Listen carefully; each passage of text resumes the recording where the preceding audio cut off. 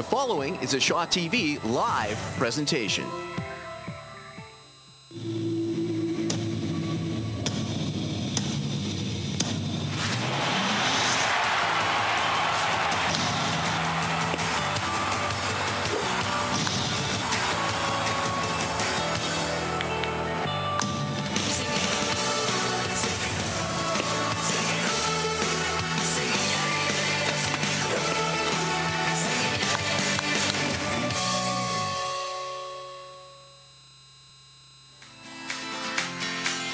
Tonight's game is brought to you by Safeway.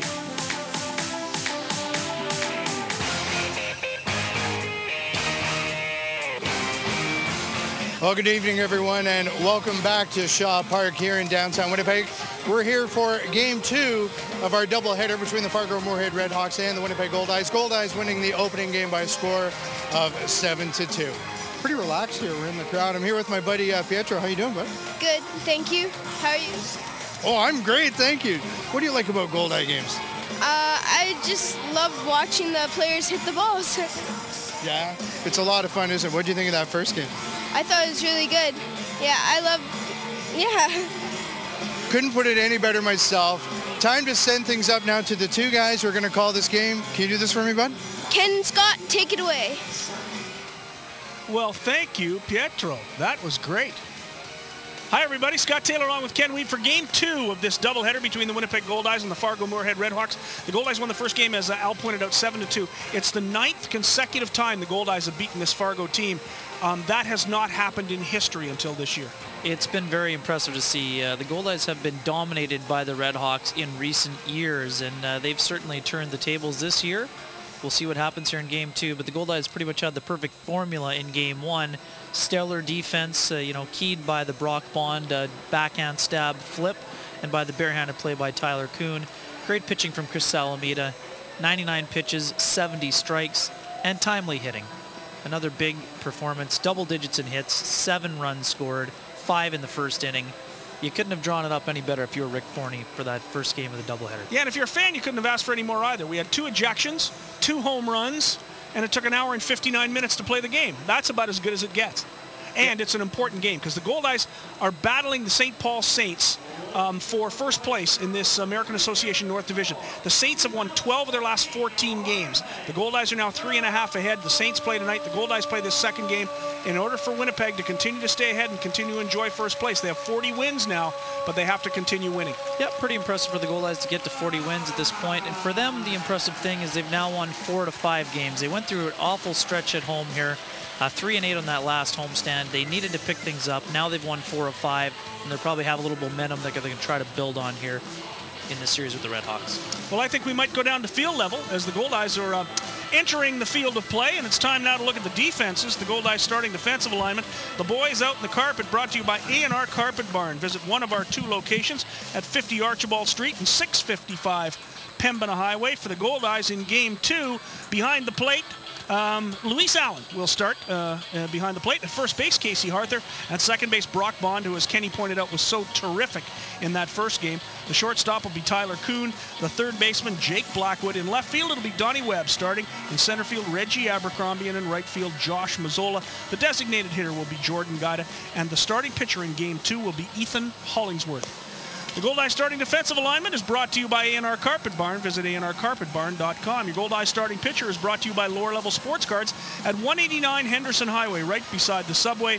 Visit us at lowerlevelsportscards.ca. Kenny, tell us about Ethan Hollingsworth. There you have a look at Hollingsworth, the 6'2", 205-pound, 23-year-old right-hander. Scott making his 7th start of the season, start of the year in the disabled list with that ankle injury. Coming off a start that saw him go 6 2/3, giving up just the 1 earned run on 8 hits. He brings a fastball, 2-seamer, 4-seamer, also throws a curveball and a changeup. Ethan Hollingsworth is your Goldeyes starting pitcher. It's brought to you by Lower Level Sports Cards at 189 Henderson Highway, right beside the subway. Visit us at lowerlevelsportscards.ca. The RedHawks starting lineup is brought to you by Pembina Chrysler Dodge Jeep, proud supporter of your Winnipeg Goldeyes. Visit us at pembinachrysler.com.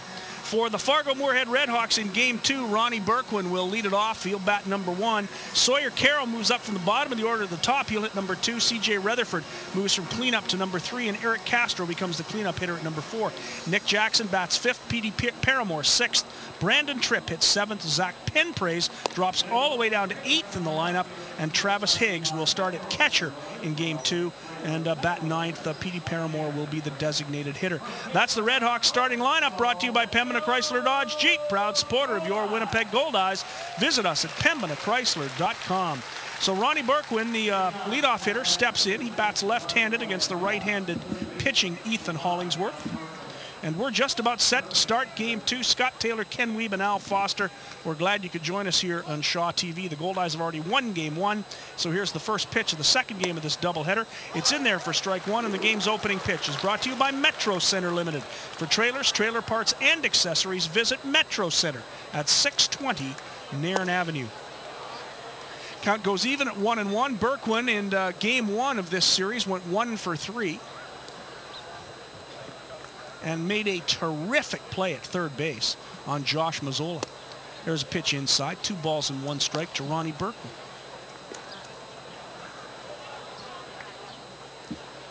Berquin comes in hitting .273, 12 homers, 39 driven in. Here's Hollingsworth's pitch. He misses inside. 3 balls and 1 strike to the leadoff hitter, Ronnie Berquin. Yeah, Doug Simic shaking things up again for the second game. A couple of alterations to his batting order, and he takes out Anthony Cascaden. There's a chopper to Casey Harther. He handles it, flips to Ethan Hollingsworth. And Hollingsworth gets Berquin to open this second ball game. So 1 away here in the first inning. It'll bring up Sawyer Carroll. Carroll was the hitting star for the Fargo-Moorhead RedHawks in Game 1. He hit that 2-run home run in a 7-2 ball game. Sawyer Carroll went 1 for 3, scored, of course, a run, and drove in 2. So Carroll steps in. And I suppose the thinking on the part of Doug Simic is he's your hottest hitter, he's your power hitter, get him up in the lineup. Yeah, lefty-righty matchup, maybe favoring Carroll here, even though he did have the 2-run homer against the left-hander Salamita. The crowd has shown up. Really nice crowd now here at the ballpark on just a gorgeous night for baseball. If you're not here, you're missing something. 2 strikes to Sawyer Carroll as Hollingsworth gets ahead.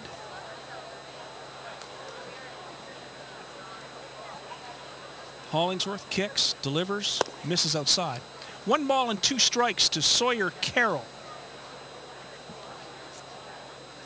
The young man from Jenks, Oklahoma. 28 years old. Here's the pitch by Hollingsworth. Curveball is high. 2 balls and 2 strikes to Carroll. Carroll's a left-handed hitter. 1 switch hitter in this ball club, this Fargo team, P.D. Paramore, the DH in Game 2.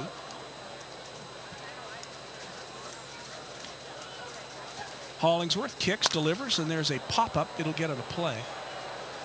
Oh, it's coming back. It might. Oh, there was almost a play.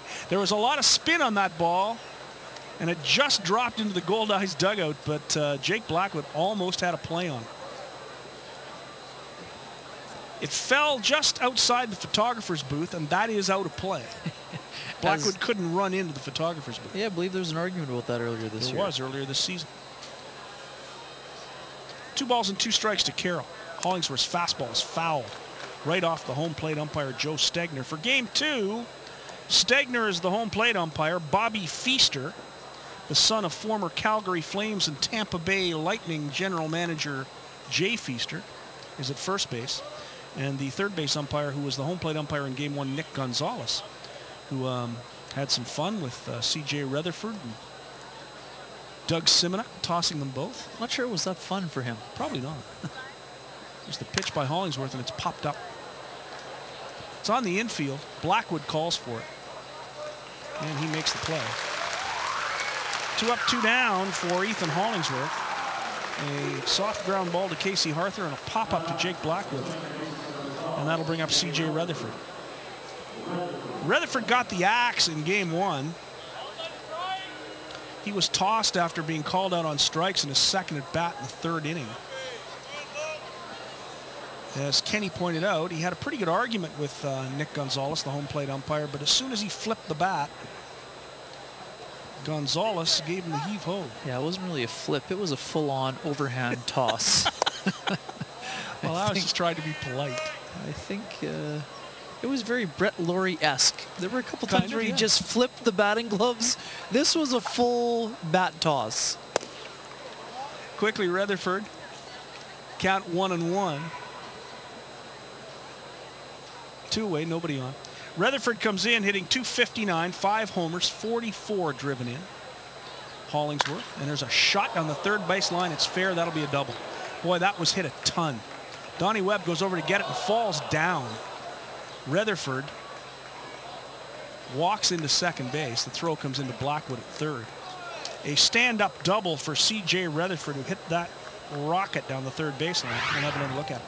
Well, Rutherford is well rested after the ejection, and he put a great swing on that pitch right there, drilled it inside the third baseline and into the Goldeyes bullpen. Where Donnie Webb tracked it down. Whoa. Donnie Webb was thinking about making a throw to second base. Certainly was. There might have been a play. Rutherford was only about halfway there when Webb picked the ball up, but he fell down.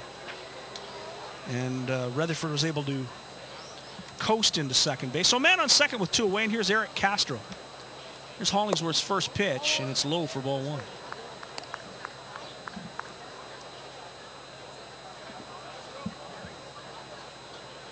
Taylor Stanton gets the start for Fargo. We'll talk about Taylor Stanton in the bottom of the first inning.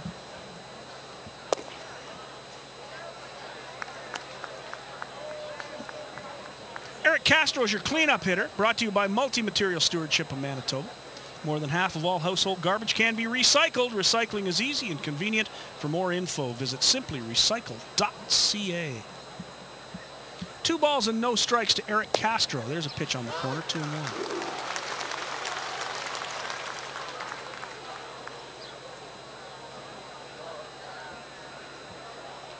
Castro comes in hitting .294. He doesn't have a home run, 2 RBIs. Castro has only played 13 games for these Fargo-Moorhead RedHawks. Swing and a miss. Strike 2, 2-2 to Castro, who's from Fallbrook, California. Played in Corpus Christi last year. He's 26 years old, 6'3", 220. Big target at first base.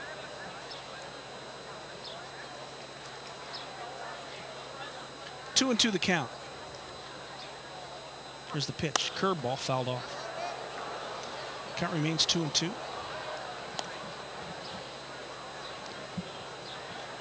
Neither team took batting practice today. Fargo took batting practice yesterday.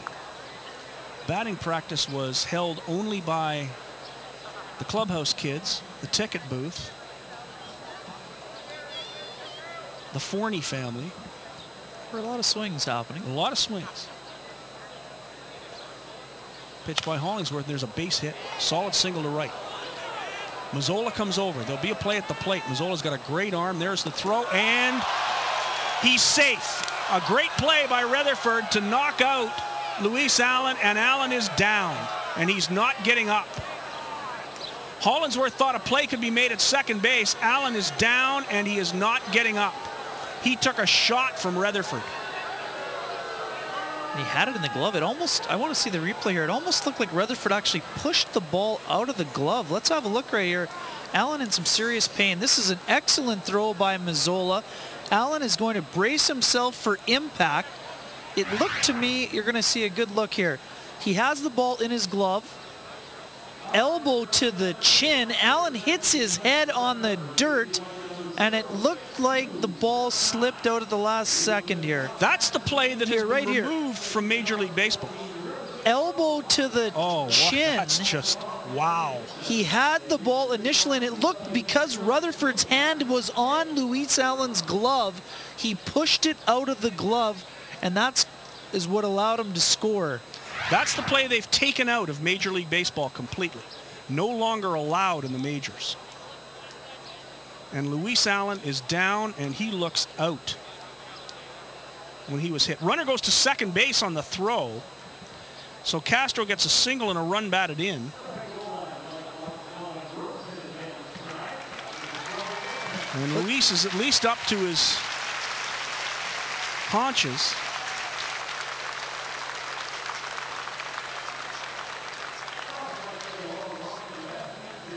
So we're going to have another look at it. There's Luis. It was a great throw. Here, this is a perfect throw by Mazzola. Watch what I was talking about here. After the shoulder to the chin, Allen hangs on to the ball. Watch as he's going down to the ground. Rutherford's hand touches Allen's glove, and that's what knocked it out. It's not that the ball was knocked out of the glove on impact of the collision. Again, it was unintentional by Rutherford, but the reason this is not an out at home plate is because Rutherford's hand came down on Allen's glove and jarred the ball loose. Rick Forney has been right there over top Luis Allen. From the second he went down, there's Reggie Abercrombie all the way in from center field. And Reggie helps Luis up. And Luis is going to stay in the game. Boy, did he take a shot to the chin. But that's the exact play that has been removed from Major League Baseball. No longer allowed. And that's why. And there's his wife. And Luis puts the helmet back on. He's going to play.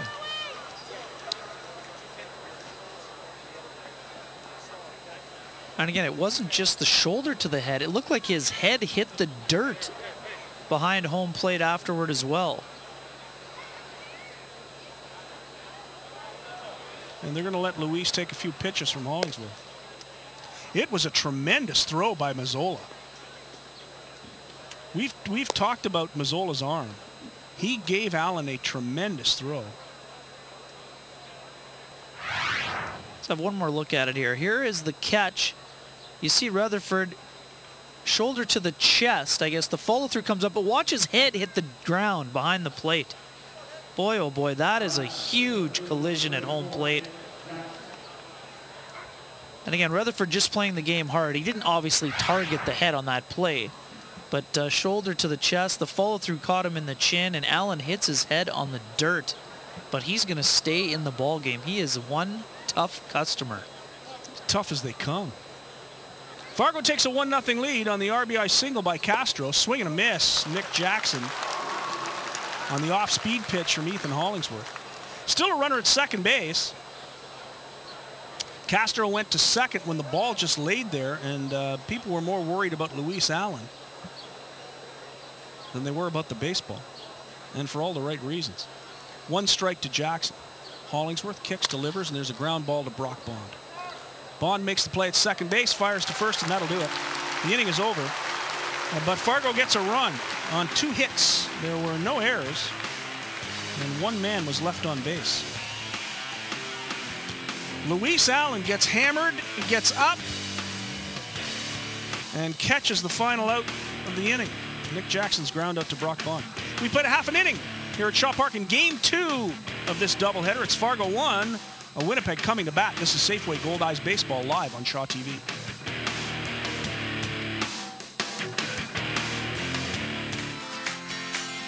Tonight's game is brought to you by Safeway.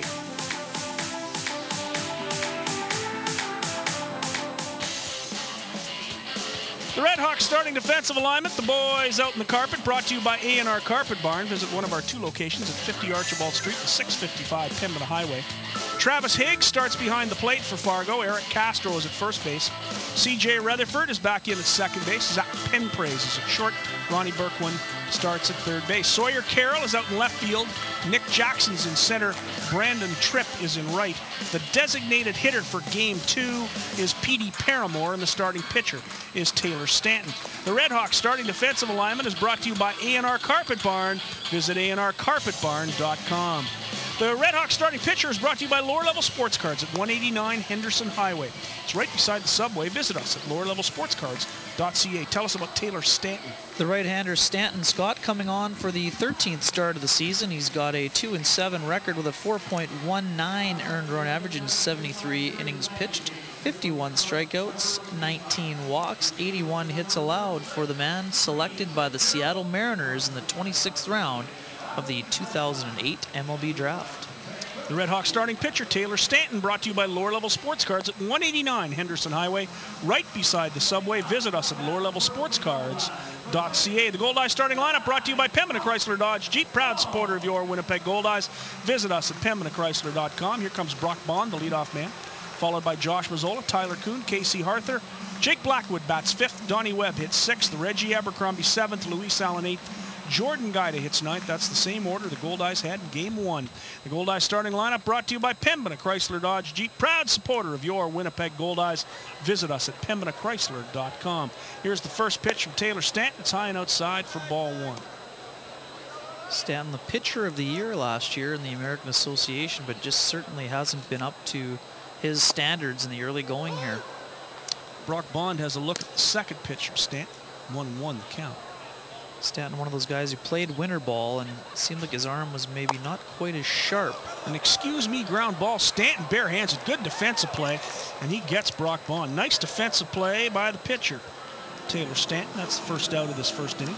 An excuse me swing by Bond went off the plate. Stanton gets the first out. Yeah, it looked like it might be a difficult play, and Stanton barehanded it and had to fire it over to first to Castro. Castro does a nice job of staying on the bag. That looked like a tough play over there. So one away, here comes Josh Mazzola.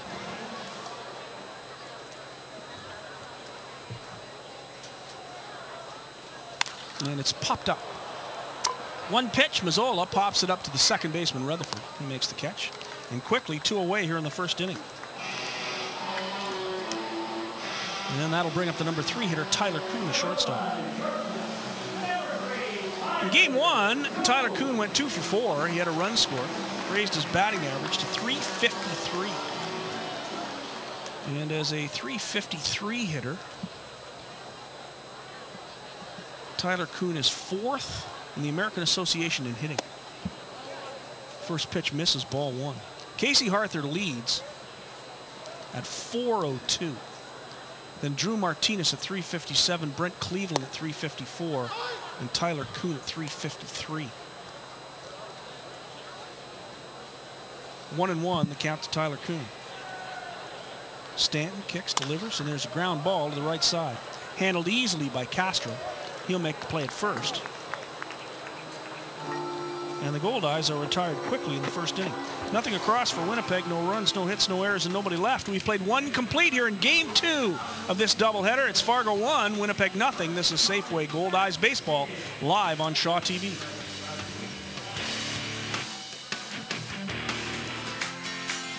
Tonight's game is brought to you by Safeway. Join the movement to kick cancer. 5 simple things can reduce your risk of cancer by up to 50%. Choose a balanced diet with plenty of fruits and vegetables. Get active to maintain a healthy body weight. Avoid tobacco and secondhand smoke. Protect yourself from UV rays. Follow cancer screening guidelines and see your doctor for regular checkups. Take the pledge to reduce your risk of cancer. Join the movement at kickcancer.ca. An initiative of Cancer Care Manitoba Foundation, supported by Safeway. The 2014 American Association All-Star Game is coming to Winnipeg, and so too is the 2014 All-Star Luncheon presented by BFI Canada Incorporated. Featuring Baseball Hall of Famer Fergie Jenkins, the luncheon will be held Tuesday, July 29th at noon at the Fairmont, Winnipeg. For tickets and information for the 2014 BFI Canada All-Star Luncheon, call the Goldeyes office at 204-982-2273.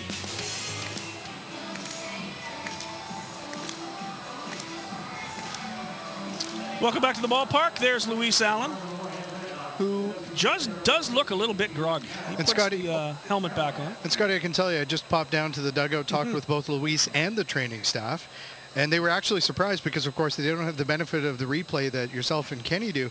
They were surprised that he had actually hit his head, but Luis looked alert, and they said no concerns about concussion or anything like that. That's the best news. Like you say, he's one tough hombre. He's a tough guy. 1 strike to Petey Paramore.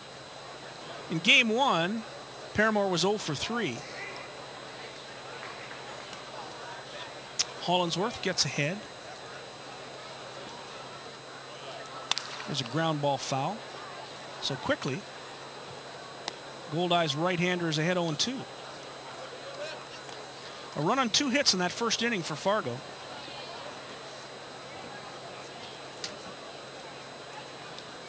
As mentioned earlier, Scott, that effort that Hollingsworth had in that last start was very impressive. He did give up the 8 hits, but every time he got in trouble, he really worked hard to get himself off the tightrope and really minimize the damage. Twice he faced bases loaded, once with none out, gave up just the 1 run. Also had a bases loaded situation with 1 out and didn't allow anything. It was a very gutsy performance in that victory. Yeah, he battled from start to finish. You're right. There's a line shot right at Casey Hartford, first base. Off-speed pitch hit hard, but right at Hartford. And that's the first out of the second inning. It'll bring up Brandon Tripp. In game 1 of this doubleheader, Brandon Tripp was 0 for 3. Line shot there, as you see, Hartford alertly plays it. The line drive for the first out of the inning.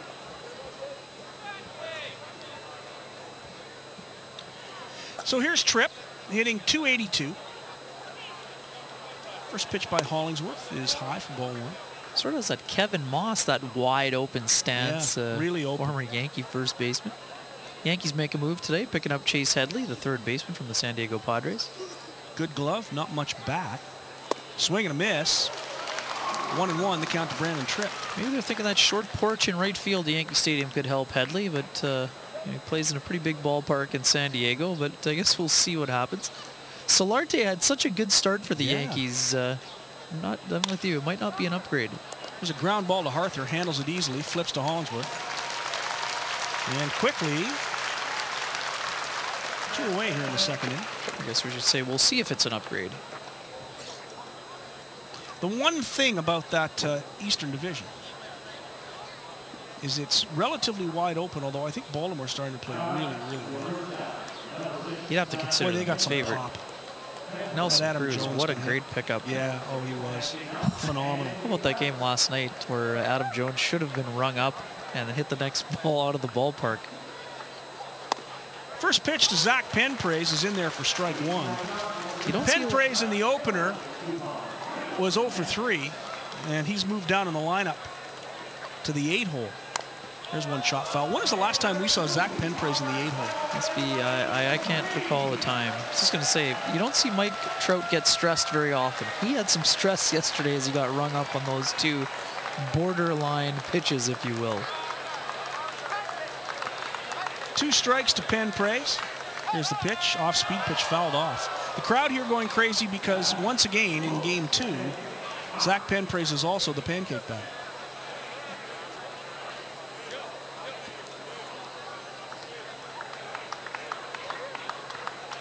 I can tell you, Scott, that Twitter is alive with Mr. Rutherford's hit on Luis Allen, too.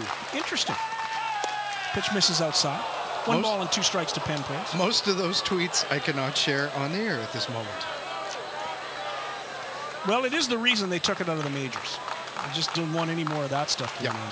Here's a pitch, chop foul. 1 ball and 2 strikes to Penpraise.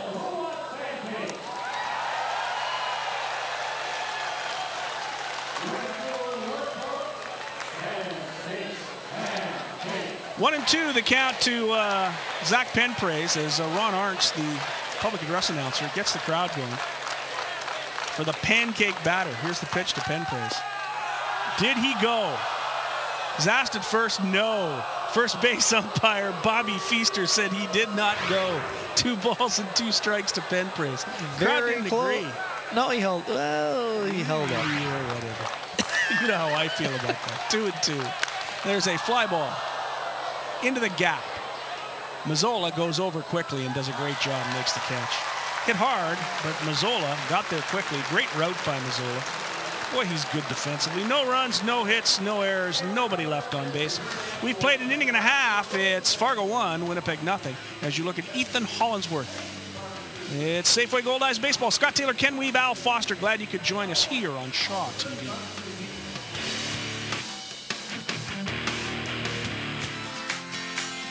Tonight's game is brought to you by Safeway. The Lazy Boy Comfort Zones, located in the Winnipeg Free Press Sky Suite, is fully furnished with the latest Lazy Boy sofas, love seats, and recliners. The Winnipeg Goldeyes would like to thank Lazy Boy Furniture Galleries, located at 1425 Ellis Avenue, for their support. Lazy Boy Furniture Galleries. Comfort, it's what we do. Welcome back to Shaw Park. The fans are starting to load it up here at the ballpark. Great crowd now. 1 in 4 deaths on Manitoba roads involves a distracted driver. Texting and driving is illegal and could cost you a $200 fine, 2 demerits, or your life. Please don't text and drive. A message from Manitoba Public Insurance and your Winnipeg Goldeyes. So the Goldeyes lead it off with Casey Harther, the number 4 hitter in the lineup. Tonight's cleanup hitter, Casey Harther, brought to you by Multi-Materials Stewardship of Manitoba. More than half of all household garbage can be recycled. Recycling is easy and it's convenient. We all win with recycling. For more information, visit simplyrecycle.ca. So here comes Casey Harther, who was tremendous in Game 1. He was 2 for 2 with a couple walks. Scored a run, drove in 2, and raised his batting average, as Ken Weed pointed out, with his super mathematical mind right away. Now that's the iPhone calculator. Thank you very much for that. Casey Harther batting .402. Here's Stanton's first pitch, and it's in there for a strike. We don't have to figure it out long form anymore, do we? My mathematics teachers would know that I required a calculator for that that number. 1 and 1 to count to Harther. Could almost add it up. We almost did. 397 to 402 in Game 1. There's a pitch way outside. 2 balls and 1 strike. I don't know if anybody understands how hard it is to hit 400. You got to be 2 for 5 every night. 2 and 1 to Harther. There's the pitch. That's high. 3 balls and 1 strike to the Goldeyes cleanup hitter, Casey Harther. He's leading it off here in the second. If it were easy, a lot more people would do it. That's true. There's a pitch that misses outside. Harther draws a walk here in the second inning to lead it off. So the leadoff man goes to first base. And it'll bring up Jake Blackwood. Fargo leads at 1-0. We're in the bottom of the second inning. Last major leaguer to do it? Ted Williams. Ted Williams. 44. Yeah, look that one up. It was in the 40s. It's been a long time. Jake Blackwood steps in, hitting .263. 3 home runs, 23 driven in. First pitch is in there for strike 1. In Game 1, Blackwood went 1 for 2. Also drew a walk. Harther at first, nobody out.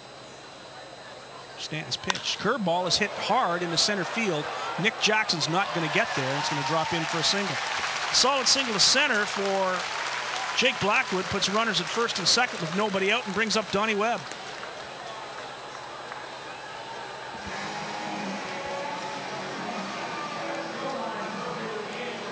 .1941.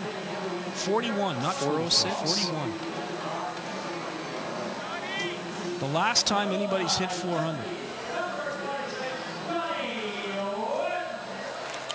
Did it in the 1800s quite often. But it's been Game's changed a little years. since the 1800s. The game's changed a little since the 1800s. Changed a lot. The ball is different. Pitching is different. Here's the first pitch to Webb. It's on the corner for strike 1. In Game 1, Donnie Webb was 0 for 3. His batting average dropped to .292. Right now, he's got Harther on second and Blackwood on first. Corners are in. Middle infield at double play depth. Swing and a miss. Quickly, no balls and 2 strikes to Donnie Webb.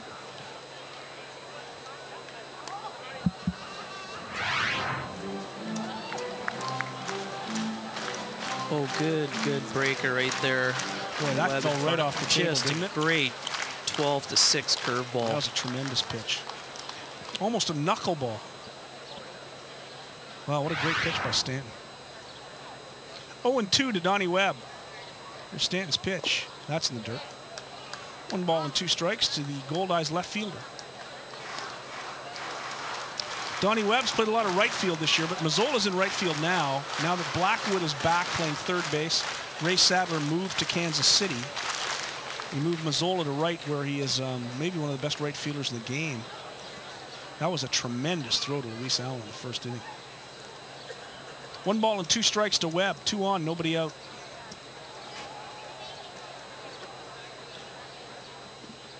Stanton gets the sign. Here's the pitch. There's a one-hopper. Handled easily by Rutherford. To Penpraise, back to first. It's a 4-6-3 double play. So Webb, who hit into a double play in game 1, hits into a double play here. We'll have another look at it. Great this pitch was Taylor by Stanton again.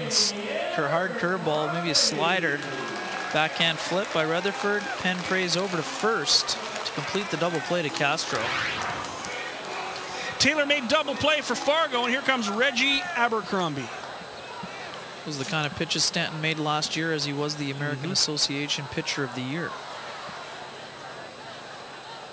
First pitch from Stanton, chop foul. It hits Goldie.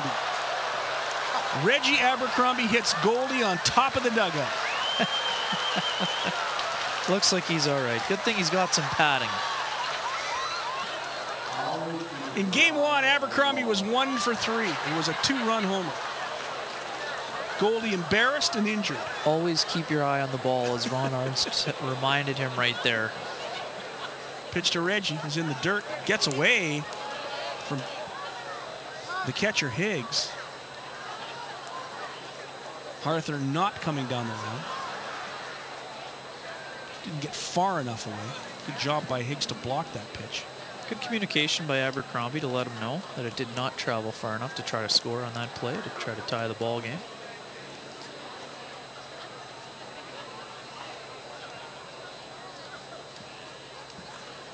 One ball and 1 strike to Reggie. Arthur, third, 2-way. Here's the pitch. Fouled off. Uh-oh. That's Al's car. Did you ride your bike? As always.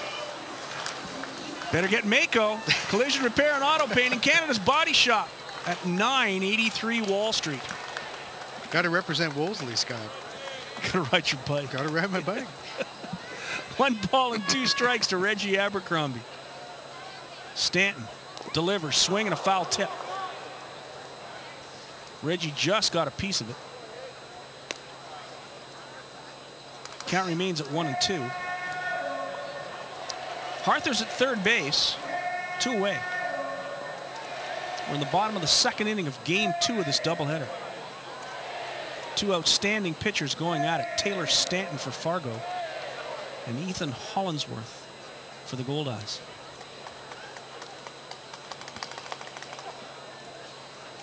Stanton gets the sign. It's high. Ball 2. 2-2 counts even to Abercrombie.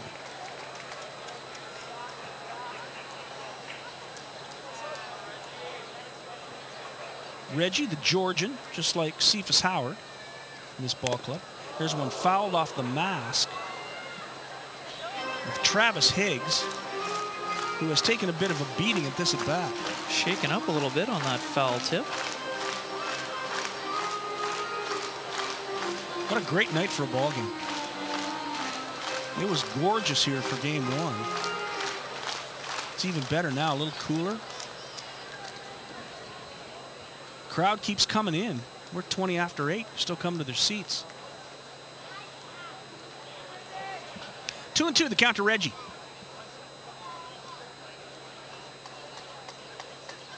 Stanton delivers. There's a chopper up the middle.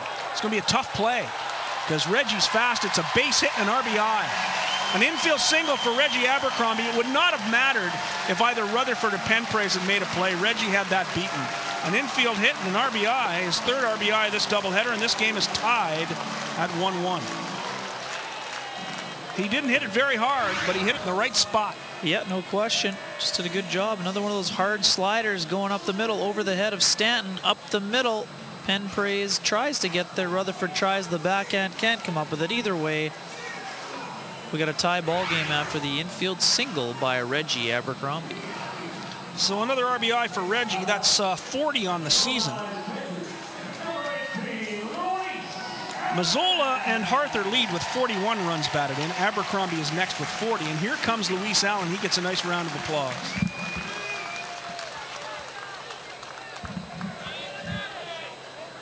So Luis steps in with Reggie at first and 2 away. And don't be surprised if Reggie goes to get himself in scoring position. But good speed. Backup catcher behind the plate as well. 2 factors.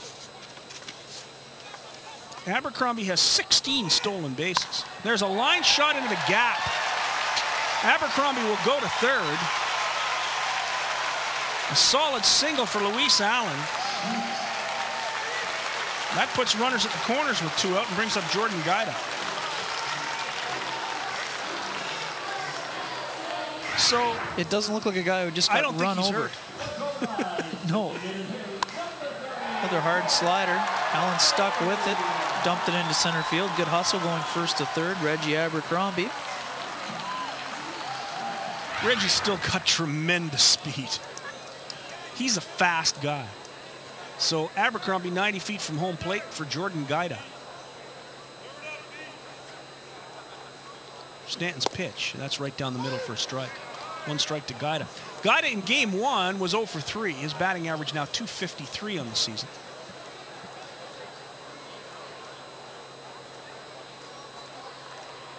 Stanton checks the runner. Here's the pitch. It's outside. 1 ball and 1 strike to Guida. Jordan Guida makes his home in Glendale, Arizona. Still a rookie in this league.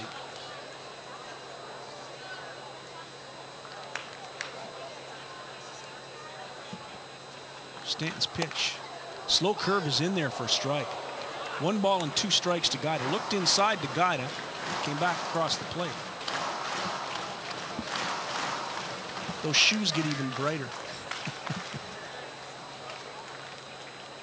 1-2 the count to Jordan Guida. There goes Luis Allen. There's a line drive base hit. Jordan Guida gets a solid single and an RBI, and the Goldeyes take a 2-1 lead. What a great bit of hitting by the youngster Jordan Guida. Reggie comes home easily, and the Goldeyes lead it 2-1 all the way to third base. Luis Allen, who was off with the pitch. And now Brock Bond comes to the plate with runners on the corners, and the Goldeyes with a 2-1 lead. And here comes the pitching coach, Freddie Flores. Hit and run was definitely on. Luis Allen was going, and again, another breaking ball. Good movement, but again, Guida stays with it. Abercrombie scores easily. Allen goes first to third. Stanton looked like wasn't having much trouble. All of a sudden has given up a pair of runs here in the bottom of the 2nd inning. Well, he walked Harther, and Blackwood singled. Runners at first and second, then Webb hit into a double play, and then Abercrombie singled, Allen singled, and Guida singled. And now Stanton has a little bit of stress. It's 2 runs on 4 hits for the Goldeyes, and they still have runners on the corners with the solid hitting Brock Bond at .312 coming to the plate. Yeah, we talk about timely hits all the time. Goldeyes getting a few together here with 2 outs in the inning. Now 3 straight hits as they turn the order over. So here's Bond. Pitch by Stanton is fouled off. Right off the end of the bat. And off Travis Hicks, who has been banged up in this inning.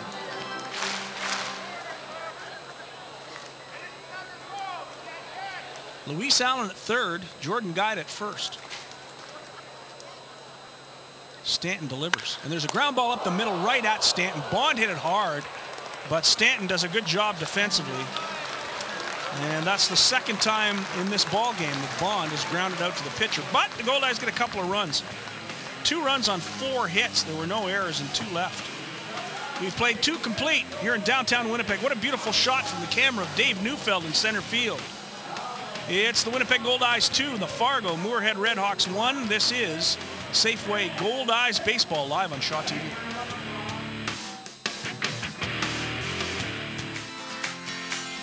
Tonight's game is brought to you by Safeway.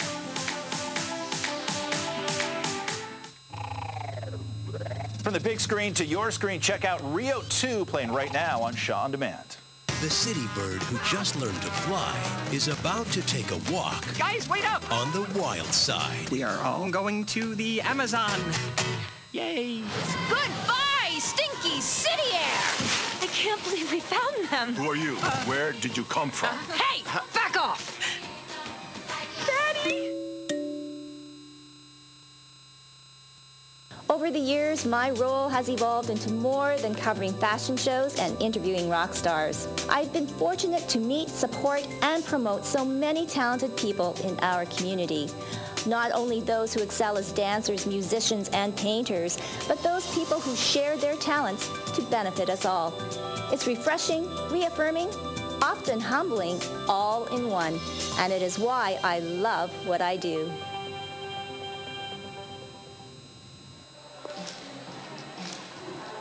And just before we get to the top of the third inning with Scott and Ken, just want to always remind our viewers that you can follow us on social media, just like that person probably is right there, on Twitter or Facebook. Just search out Shaw TV Winnipeg.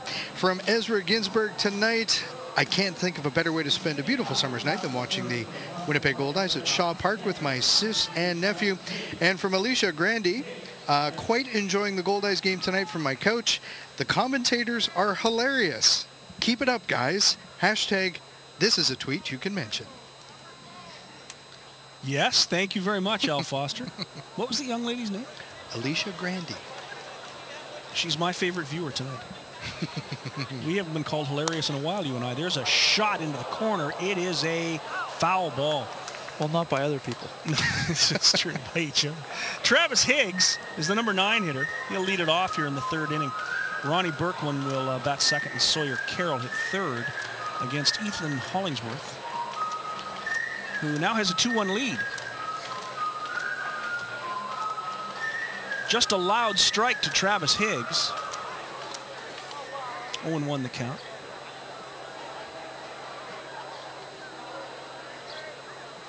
Hollingsworth gets the sign. Here's the pitch. It's in the dirt, 1-1, the count to Higgs. Travis Higgs came on in game 1 after C.J. Rutherford was kicked out and went in and played in left field. Big guy, 6'2", 220. Swing and a miss. 1 ball and 2 strikes off. Speed pitch from Hollingsworth. The Goldeyes and Fargo-Moorhead RedHawks will wrap up this 3-game series tomorrow night, a regular 9-inning game starting at 7 o'clock here at Shaw Park. Still some good tickets left. Pitch by Hollingsworth. Swing and a miss. He struck him out. Hollingsworth's first strikeout of the game. First out of this third inning, it'll bring up Ronnie Berkwin. We go back to the top of the order. Berkwin, Carroll, Rutherford, Castro. Mentioned before his last start, Scott, Hollingsworth needs to get that curveball in for strikes early in the game. If you can show that early, usually helps his effectiveness, and he's had it going pretty well here tonight.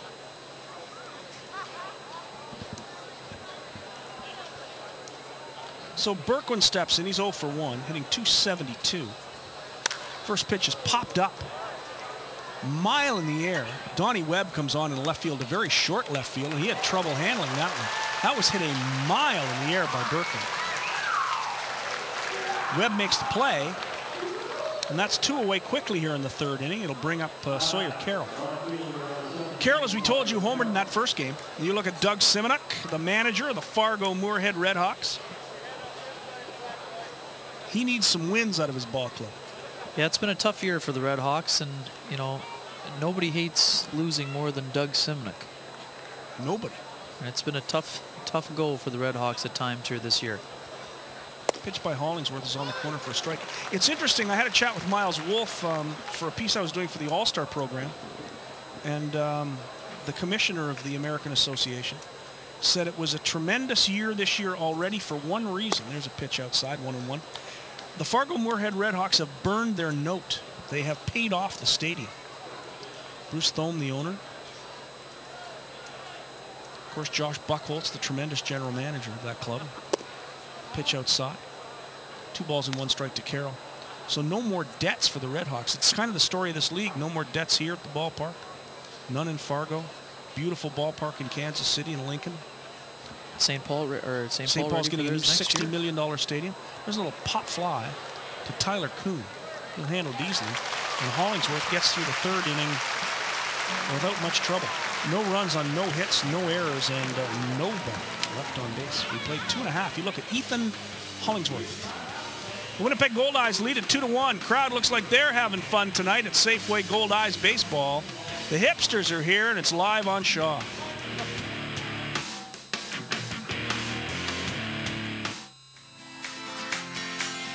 Tonight's game is brought to you by Safeway.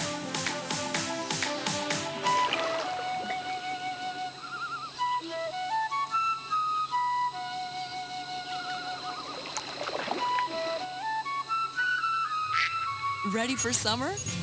If you have a cottage or cabin, Shaw Direct has your family's entertainment covered. Get Shaw Direct Satellite TV for your home away from home and receive your first month free. 2 free movies plus a free HD PVR rental for 2 years. Got a cottage or cabin? Get Shaw Direct Satellite TV today. Chiropractors in Manitoba are passionate about the services they provide. Team chiropractor will probably see Luis Allen tomorrow. Over the years, they develop health and wellness programs for the public that provide preventative approaches to avoiding pain and improving daily performance. One of those programs that we do right here at the ballpark at every game is Straighten Up Manitoba. It'll help improve posture, stabilize core muscle groups, enhance health, and prevent problems with your spine. Complete the exercises when you have 3 free minutes anytime during your day. A message from the Manitoba Chiropractors Association.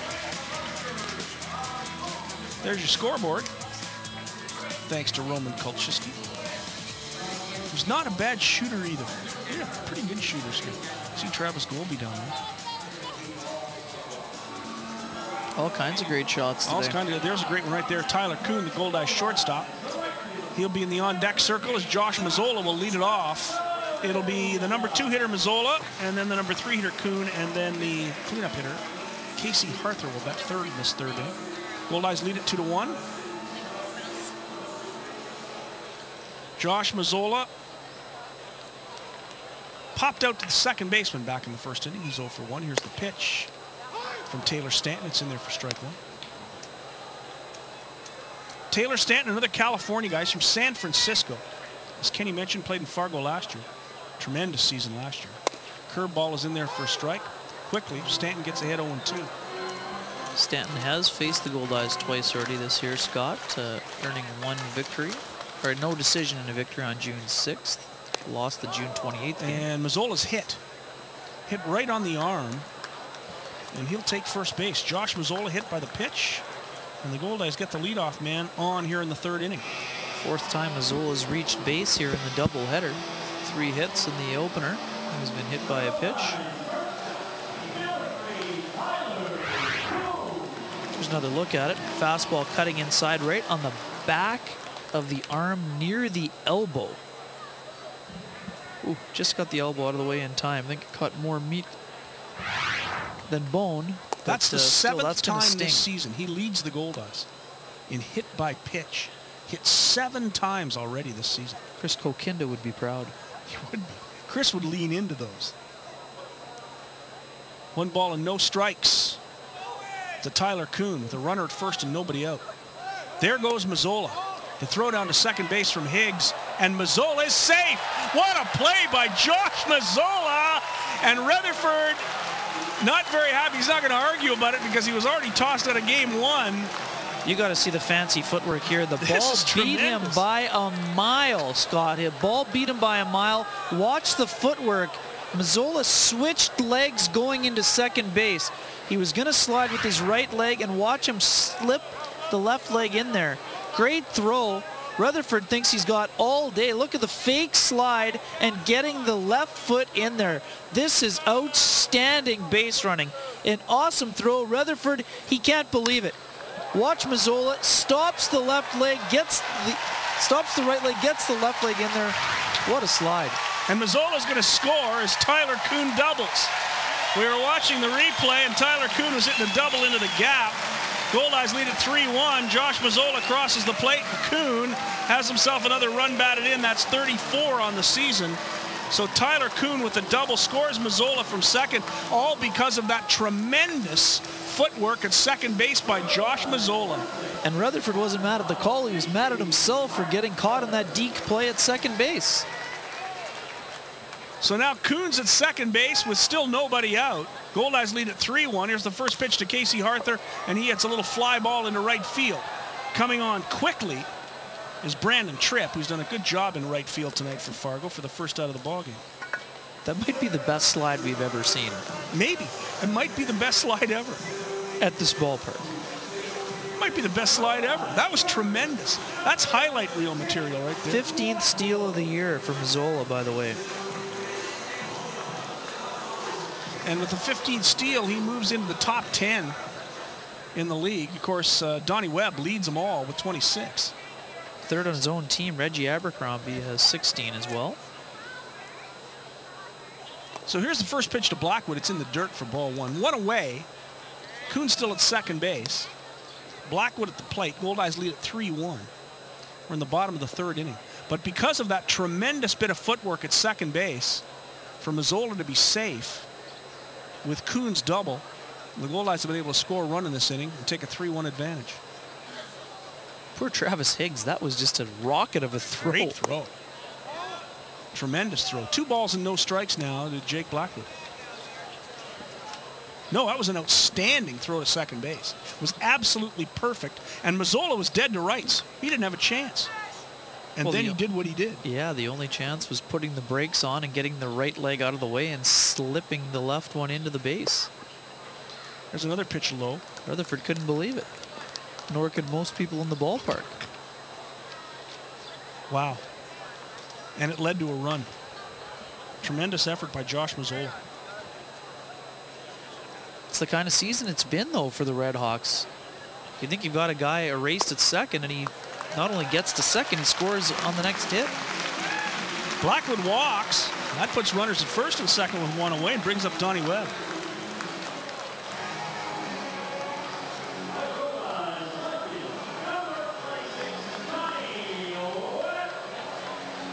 Webb never played in a professional all-star game. He's going to have his first on Tuesday night right here at Shaw Park.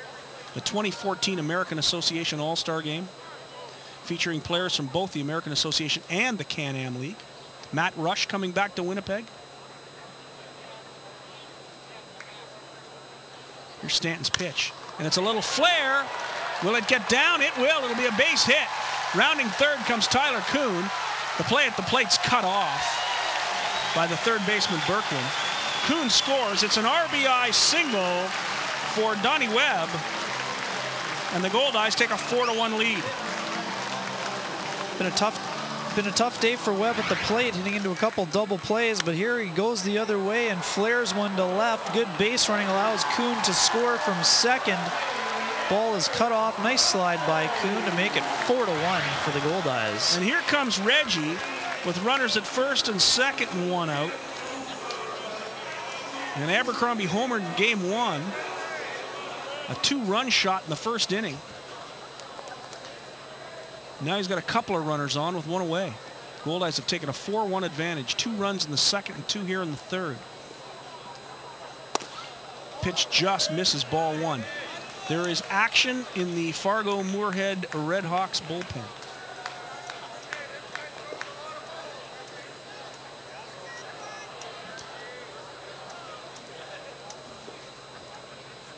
Stanton's pitch is outside and popped up. Reggie not very happy with himself. Zach Penpraise makes the catch. The infield fly rule is called.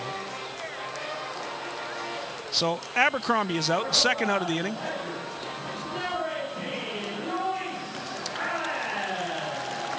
Kevin Fuqua is up throwing.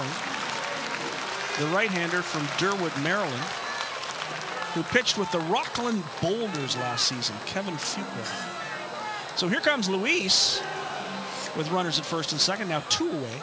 Allen has a single in this ballgame.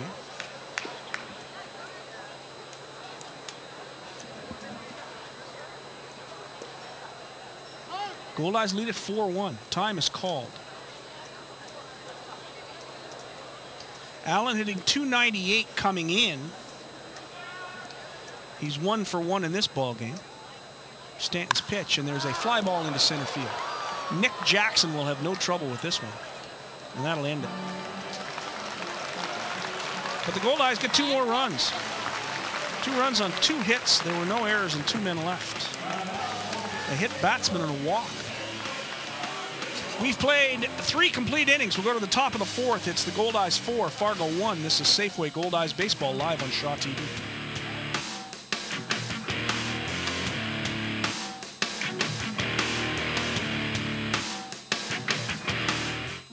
Join the movement to kick cancer. 5 simple things can reduce your risk of cancer by up to 50%. Choose a balanced diet with plenty of fruits and vegetables. Get active to maintain a healthy body weight. Avoid tobacco and secondhand smoke. Protect yourself from UV rays. Follow cancer screening guidelines and see your doctor for regular checkups. Take the pledge to reduce your risk of cancer. Join the movement at kickcancer.ca. An initiative of Cancer Care Manitoba Foundation, supported by Safeway.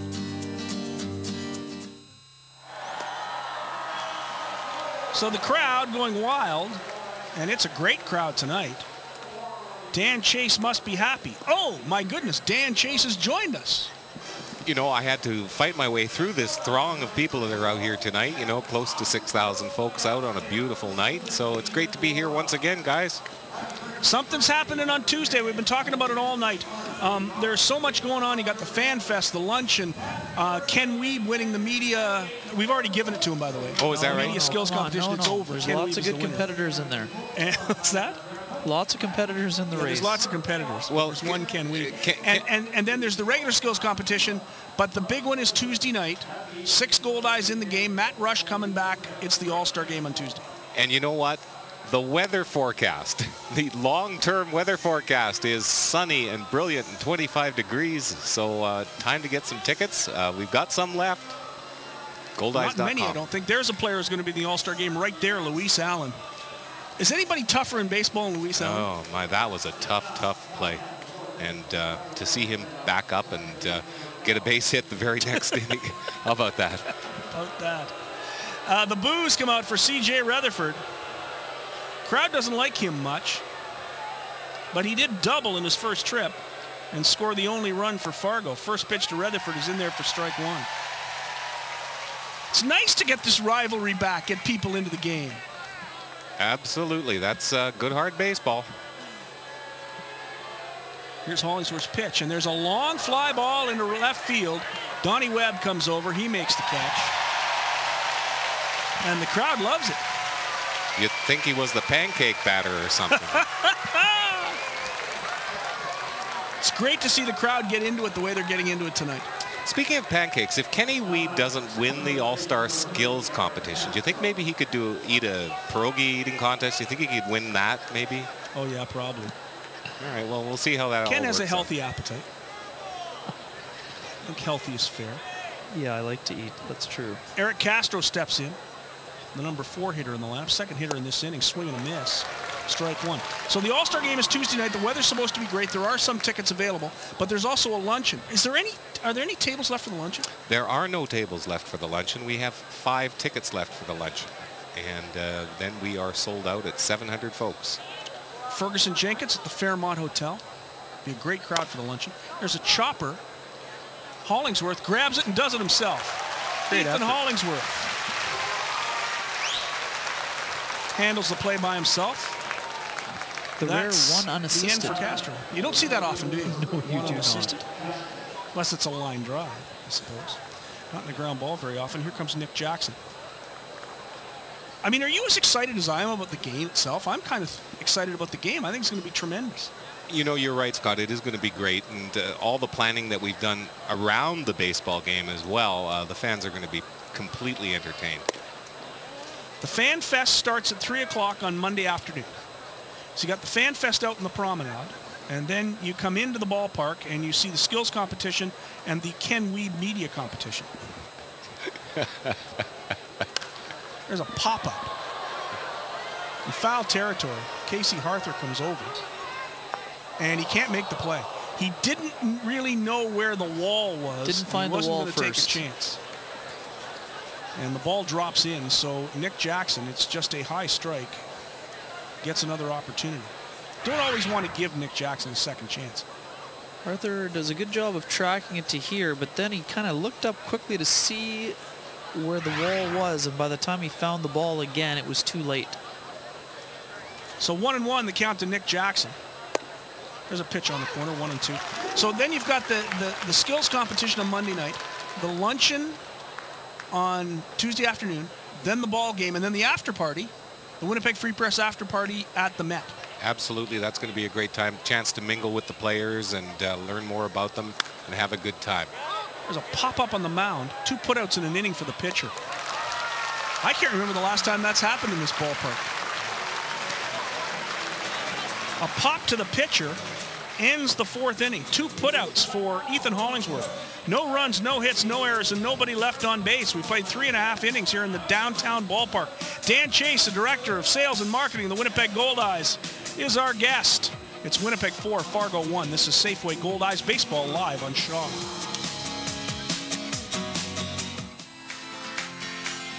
Tonight's game is brought to you by Safeway.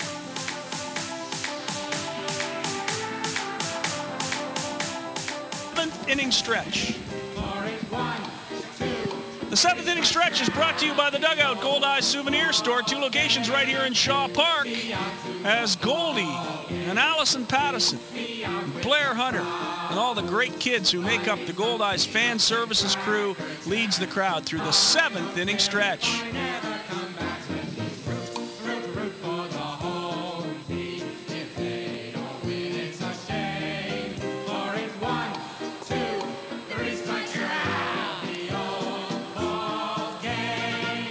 Everybody did a great job. The 7th inning stretch brought to you every game by the Dugout, the Goldeyes Souvenir Store, 2 locations right here in Shaw Park. Come and get your hats, get your jerseys, be ready for that All-Star game. You're looking forward to the after party, aren't you, Dan Chase?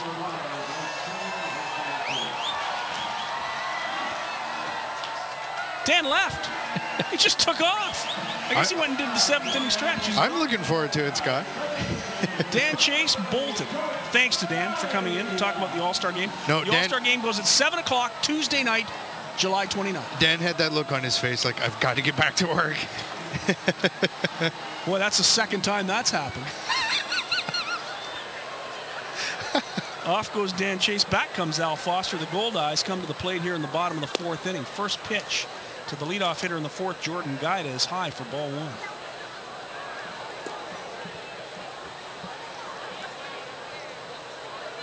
It's the pitch by Stanton. That's down the middle. 1-1, the count to Jordan Guida. Guida has a run batted in and a single in this ball game. He knocked in the Goldeyes' 2nd win. There's a pitch low.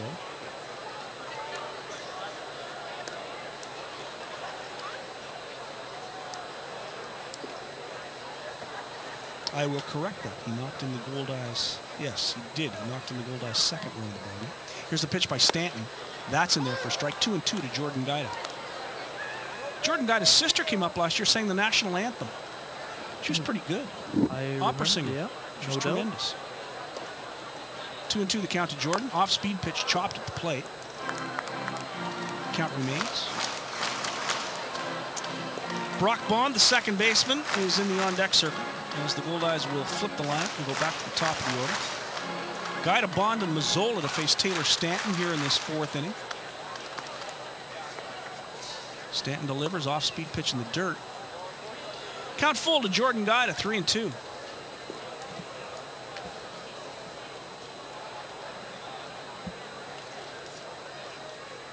Almost 6,000 in the ballpark tonight. Tremendous crowd on a beautiful night for baseball.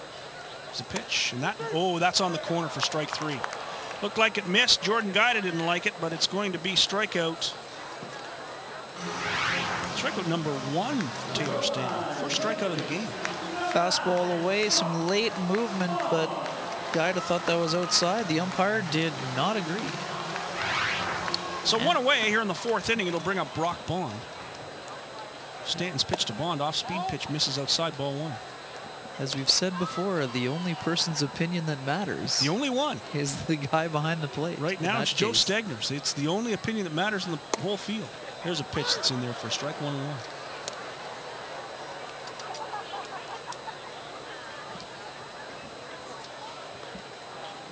Josh Mazzola in the on-deck circle. There's one, a big foul by Brock Bond. 1-2 the count to Bond. Bond 0 for 2 in the ball game, grounded out to the pitcher both times. Stanton delivers, and there's a little soft line drive down the right field line, foul. Bond just hooked it a little too much. That would have been a double.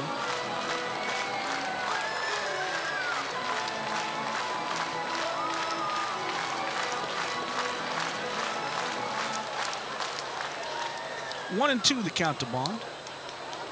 Stanton working quickly. Here's the pitch. And there's a fly ball into left field. Coming on is Sawyer Carroll. He makes the catch. Second out of the fourth inning, and here comes Mazzola. Josh popped up to second base in the first and was hit by a pitch in the third and scored a run.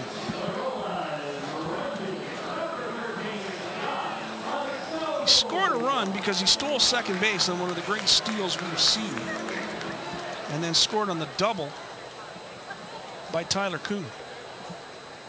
Stanton's pitch, slow curveball inside for ball one. Mazzola now hit 7 times this season. 2 away. We're in the bottom of the fourth inning. Game 2 of the doubleheader. Pitch low and outside. 2 balls and no strikes to Mazzola. Goldeyes took game 1, 7-2. Their 40th win of the season. And as Ken Weed pointed out, 3 straight wins and 4 of their last 5. It's an impressive stretch when you consider they were 2-9 before that. There's a pitch in there. 3 balls and 1 strike to Mazzola. Mazzola just seems locked in right now in terms of how he's seeing the baseball.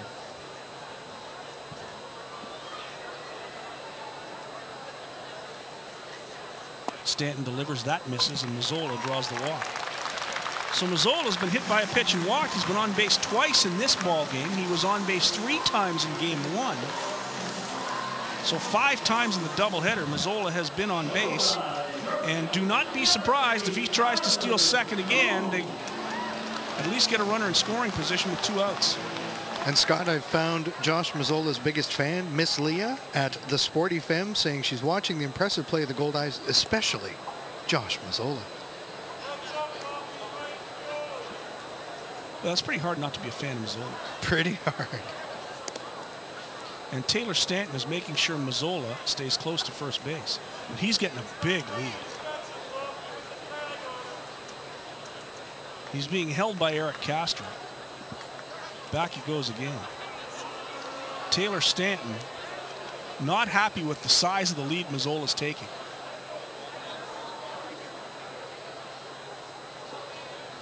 Stanton checks the runner. Here's the pitch, and it's a ground ball base hit. Solid single to right field. Mazzola's going to round second and head to third. He'll go into third base standing up. And once again, with 2 outs, the Goldeyes suddenly have something going. Second hit of the game for Tyler Kuhn, and that'll bring up Casey Harther with runners on the corners and 2 away. A simple 2-out walk starts a rally, Scott, and then Tyler Kuhn steps to the plate and rips a single here. Mazzola doing a nice job going first to third. That's one thing the Goldeyes do incredibly well. On the bases, going first to third, they're very good at it. They've got very good team speed, and they've got a lot of smart base runners. There's another prime example right there as Mazzola goes first to third. Well, we're going to have a pitching change. That was the last batter that Taylor Stanton's going to see tonight. Stanton is removed by Doug Simonuk. And on the pitch for the Fargo-Moorhead RedHawks, I believe, is number 20, Kevin Fuqua. Tell us about Kevin Fuqua. Fuqua coming on for the 23rd time. Scott, 4-1 record, 3.47 earned run average, 23 1/3 innings pitched, 28 hits, 9 earned runs allowed, 9 walks, 21 strikeouts. Opponent sitting 301 against the right-hander who has 1 wild pitch on the season. Kevin Fuqua, 6'2", 205 from Durwood, Maryland. As we mentioned, he pitched for the Rockland Boulders last season.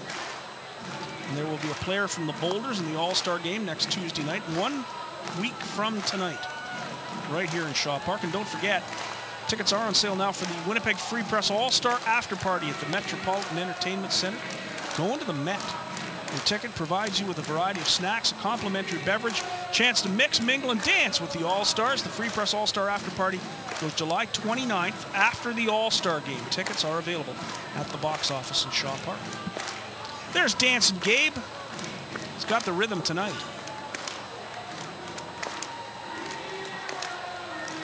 So with Dancing Gabe dancing, the Goldeyes leading 4-1. Runners on first and third with 2 away. The leading hitter in the American Association, Casey Harther, about to come to the plate.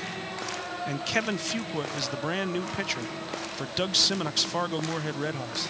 There's Dominic. He's a pretty good dancer too when you give him a shot. It's right into it. Nobody loves this ballpark or this team more than Dominic does.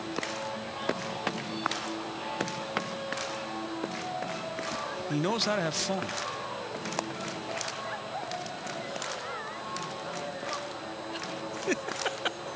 Oh, look at the haircut.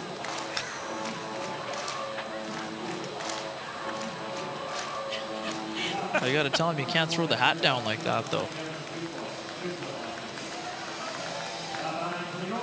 Dom's having fun at the park. Here's Casey Harther. I think Dominic's picked a fan services rep that he likes. So runners on the corners with 2 away, and here's Casey. He's 0 for 1 in the ballgame, walked and scored a run, and then flied out to right field. Fuqua checks the runner. Here's the pitch. It's way outside for ball 1. Harther came into the evening with a .397 average. And in that first game, by going 2 for 2, a couple of walks, 2 RBIs and a run scored, raised that average to .402.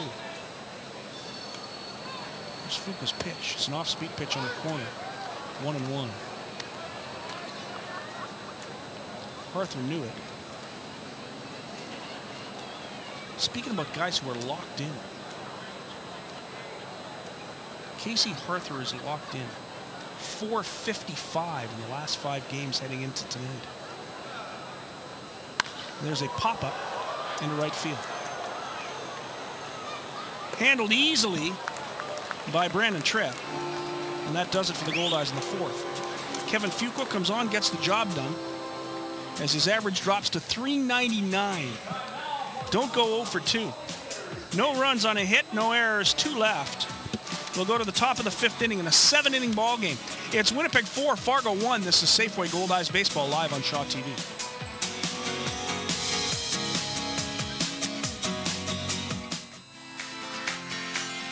Tonight's game is brought to you by Safeway. Goldeyes Home Run Gang membership. For more information, call 982-BASE.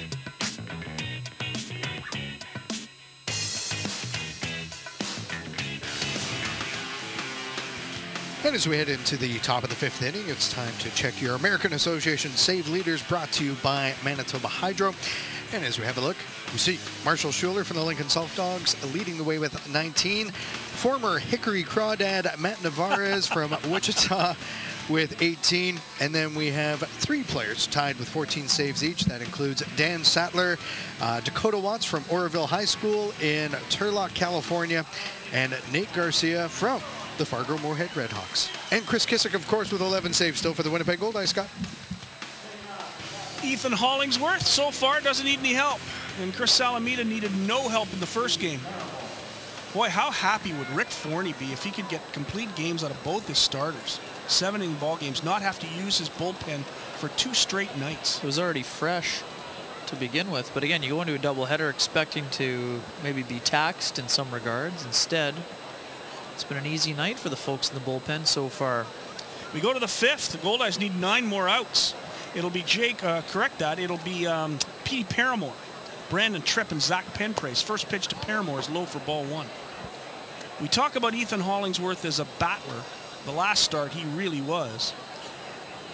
He hasn't had to battle too much tonight. He's had 3 pretty solid innings. Here's a pitch to Paramore low. 2 balls and no strikes to start this 5th inning. Yeah, just the 2 hits allowed for Hollingsworth. 2 balls and no strikes to Petey Paramore, the designated hitter. Here's the pitch by Hollingsworth. There's a fly ball to left field. Not hit very deep, and it's in a tough spot. Tyler Kuhn can't get there, but Donnie Webb can. Good job by Donnie Webb to come on, call off Tyler Kuhn, and make the catch. And there's the first out of this 5th inning. Ball wasn't hit hard at all, but it was kind of in no man's land. But Donnie Webb is extremely quick. He got a great jump. Yeah, you'll see Webb's read. jump. As you mentioned. Made the call, and Kuhn just got out of the way. Yep, Kuhn does a nice job, but Webb calls him off when he knows he can get there. Kuhn gets out of the way. Webb hauls it in. Great communication by Kuhn and Webb. One away here in the 5th inning. Here's Brandon Tripp.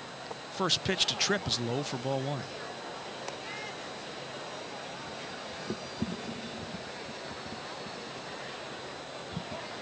Tripp tonight 0 for 1. He grounded out to Casey Harther at first.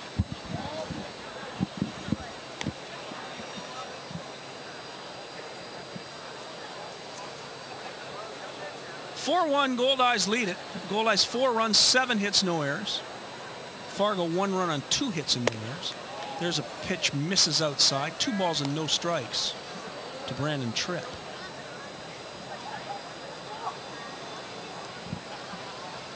Tripp, as Kenny mentioned earlier, played most of the season with St. Paul.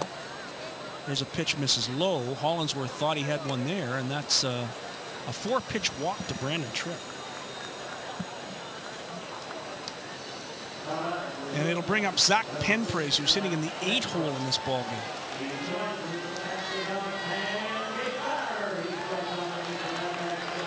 So Penpraise is 0 for 1. He flied out to right field. Hit it hard. Josh Mazzola got over quickly. So a runner at first with 1 away. Here's the pitch to Penpraise, and that's on the corner for a strike, and Penpraise didn't like it. And as we've mentioned a couple of times, he's the pancake batter. And the crowd gets into it every time Hollingsworth gets ahead of Penpraise. It's Hollingsworth's pitch. That misses. 1-1. Hollingsworth has missed with his pitches, but he's missing low. He doesn't look tired at all.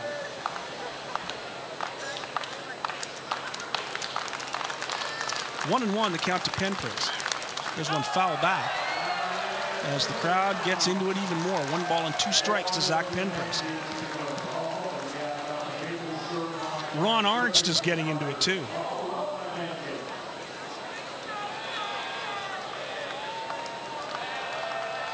A ball and 2 strikes to Zach Penpraise. Hollingsworth delivers and chopped foul. Good pitch by Hollingsworth. Penpraise was off balance, but did get the bat on it and fouled it back. And the crowd is getting into it. He seems quite determined to not strike out this evening. 1-2 the count. Good lead at first base for Brandon Tripp. Hollingsworth delivers, and it's shot foul again. Penpraise battling. Does not want to give up pancakes to this crowd.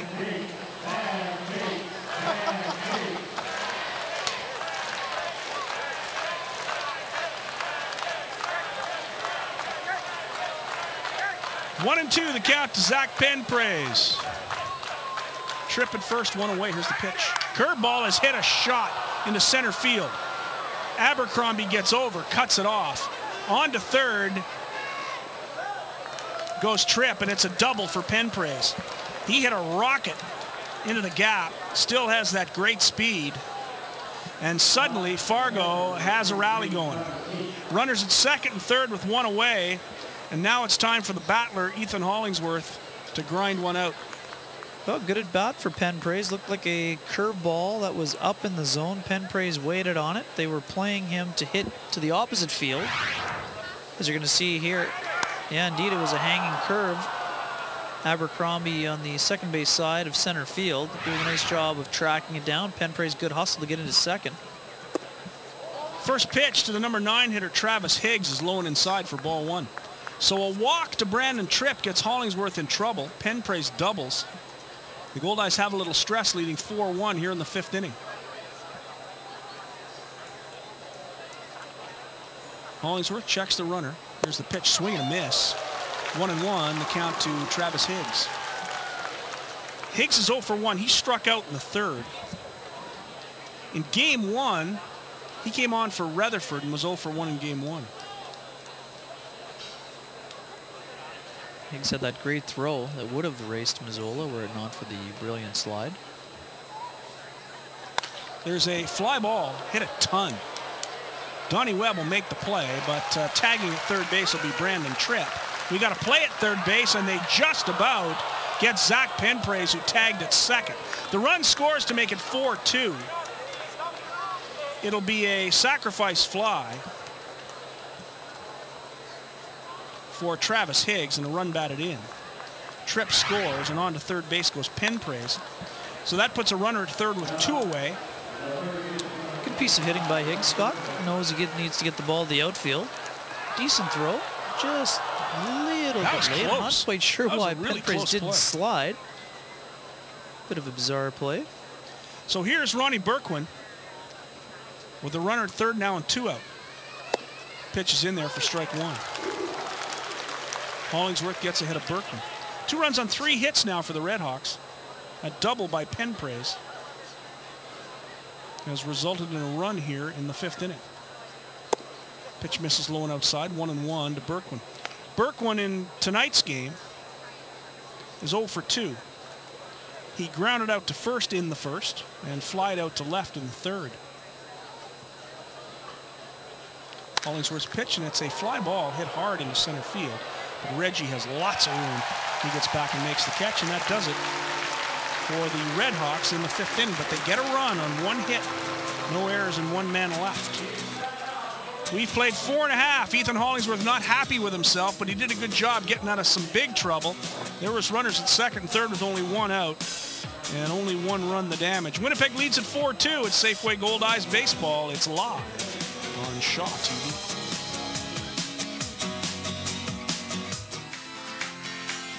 Tonight's game is brought to you by Safeway. When it comes to sports, we all like to watch the Jets and Blue Bombers, but there are many of you who also like to follow university, high school, even semi-pro sports. From high school volleyball and basketball championships, Bison athletics, even Goldeyes baseball, we're happy to bring you the best and most comprehensive sports coverage at the community level. Why? Because we know it matters to you.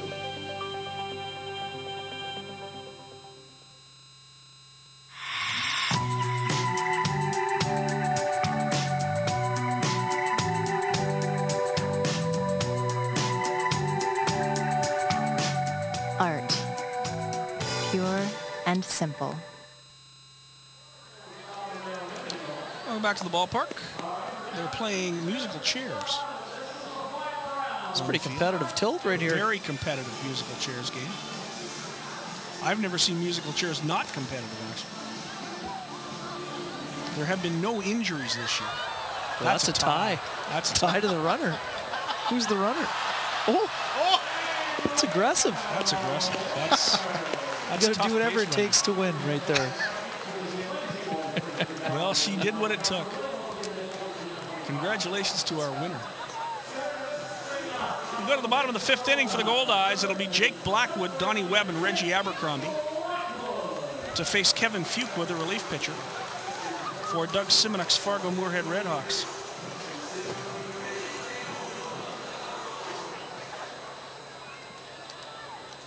Goldeyes lead at 4-2. It's a 7-inning ball game, the second game of this doubleheader. Goldeyes won game 1 7-2.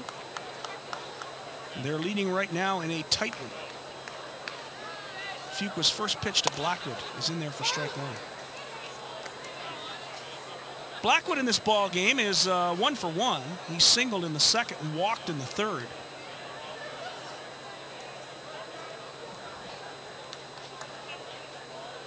Fuqua delivers, and there's a shot into center field. Nick Jackson gets over, makes the catch.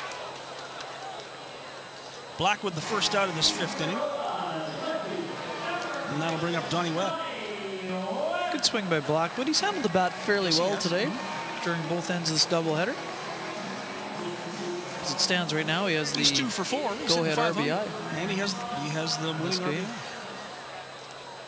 So a nice doubleheader for Jake Blackwood. Here comes Donnie Webb.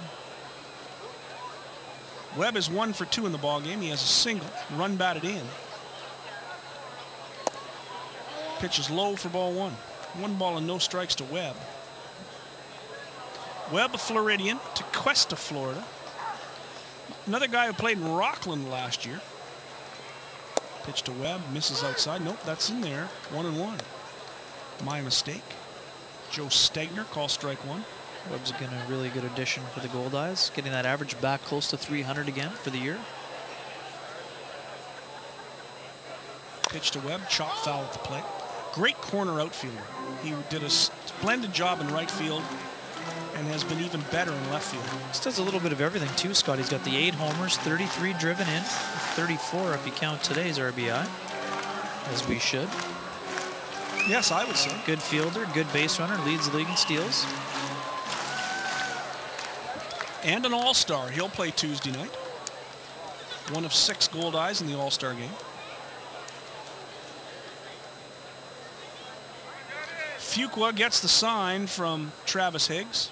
Here's the pitch, and it's foul back, protecting the plate.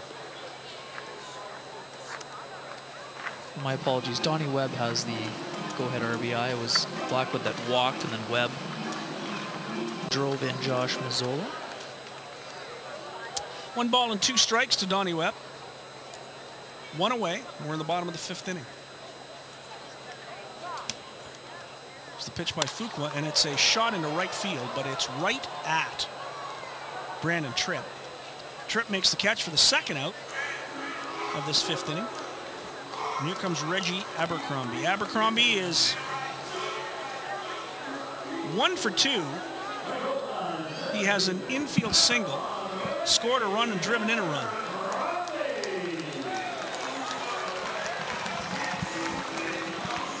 So Abercrombie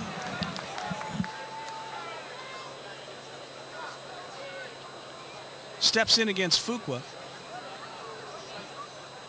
This Fuqua's pitch, swing, and foul right to the backstop. 1 strike to Reggie Abercrombie.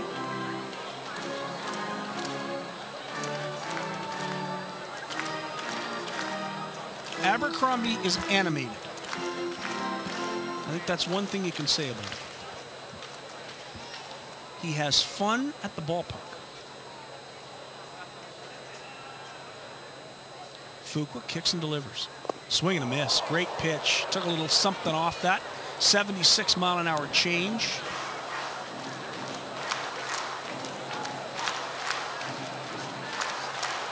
No balls and 2 strikes to Abercrombie. Luis Allen in the on-deck circle if Abercrombie can keep this inning alive.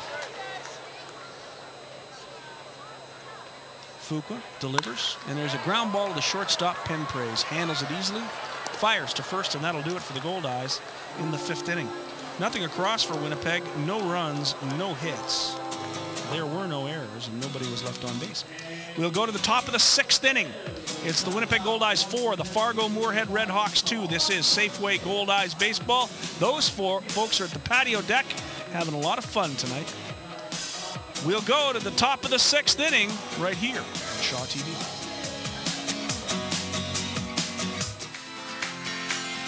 Tonight's game is brought to you by Safeway.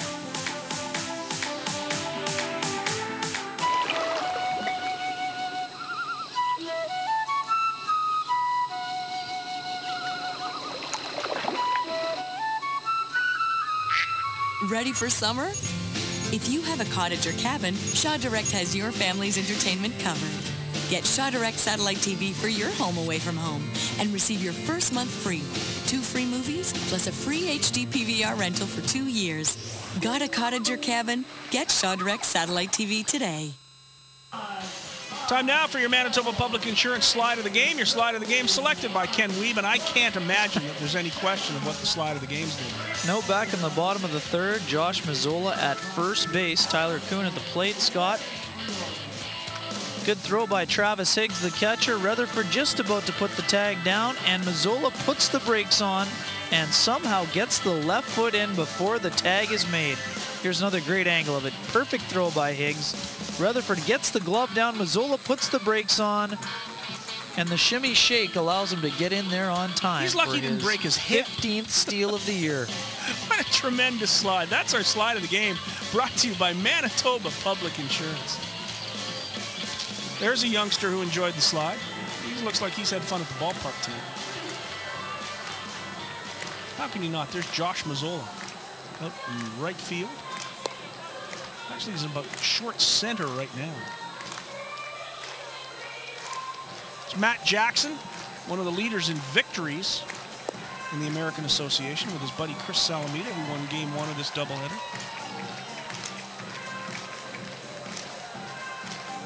Chandler Barnard will go tomorrow for the Goldeyes against these Fargo-Moorhead RedHawks. Barnard with a record of 4-1 and a 3.19 ERA. He'll face Brian Ernst, who's 5-4 with a 5.71 ERA. That game at 7 o'clock tomorrow night is the last home game for the Goldeyes in the month of July. They don't play again here at Shaw Park until Wichita comes to town on the 7th of August. It's a busy August at Shaw Park, though. Busy, wow. Sawyer Carroll, the hitter. It's the middle of the order. This is a tough part of the order for Hollingsworth here in the 6th. Sawyer Carroll leads it off, then C.J. Rutherford and Eric Castro. Pitch is low, quickly 2 balls and no strikes to C.J. Rutherford. Correct that to Sawyer Carroll. Should correct myself as well, Scott. Tyler Kuhn has the go-ahead RBI. His double after the steal by Mazzola made it 3-1 at the time. Kuhn later scored on a single by Donnie Webb. That was pitch the by fourth Hollingsworth is high. 3-0 is the count to Sawyer Carroll. Boy, the last thing Ethan Hollingsworth wants to do here is put the leadoff hitter on, and Brendan Lafferty is getting up to throw. There's a pitch high for ball 4. 4-pitch walk to start the 6th inning. And Hollingsworth is not at all happy, either with himself or with home plate umpire Joe Stegman. He thought that last pitch was in there. And he'll bring a dangerous hitter to the plate. Rutherford, the villain, representing the tying run right now as he steps into the box. Brendan Lafferty up throwing. It's too bad he wasn't the pancake batter. They would love that, wouldn't they? So runner at first and nobody out here in the 6th inning. Hollingsworth's pitch is a high fly ball deep into right field. Josh Mazzola back, and Reggie Abercrombie can't handle it. Rutherford's going to have a double. Mazzola gets the throw back in quickly to Brock Bond. And now there are runners at 2nd and 3rd with nobody out. We'll see what Steve Eitzen calls there. He'll probably give him a double. It's got to be a hit. To look like a bit of miscommunication, Scott. Looked like Mazzola was tracking the ball nicely, but Abercrombie may have called him off. Let's have another look right here to see what happens for sure. Hard hit ball by Rutherford. It's a high blast. Great hustle by Abercrombie. He calls it right there, as you can see, and he just can't come up with it. It looked like it was going to be an easier play for Mazzola, who was almost camped right under it. Abercrombie had to run a long way. Look right here, Mazzola was tracking it nicely. Does a nice job of getting out of the way, but Abercrombie cannot come up with it, and instead of an out, it's a double that puts runners at 2nd and 3rd. Rutherford has been in the middle of things here this evening in both games of the doubleheader.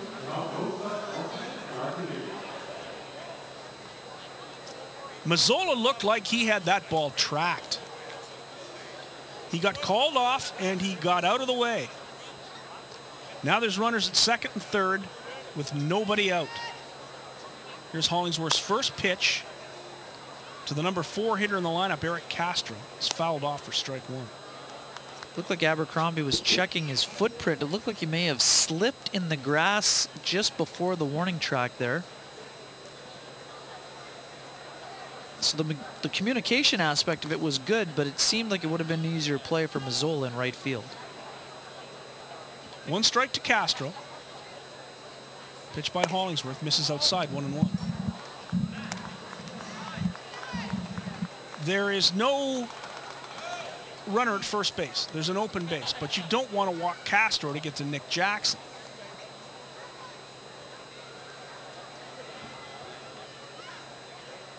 Hollingsworth delivers, swing and a miss, strike 2. So Hollingsworth gets ahead of Castro 1-2. Jamie Vermillier came out to have a chat with Hollingsworth. He could tell by the body language that Hollingsworth wasn't very happy with that ball 4 call.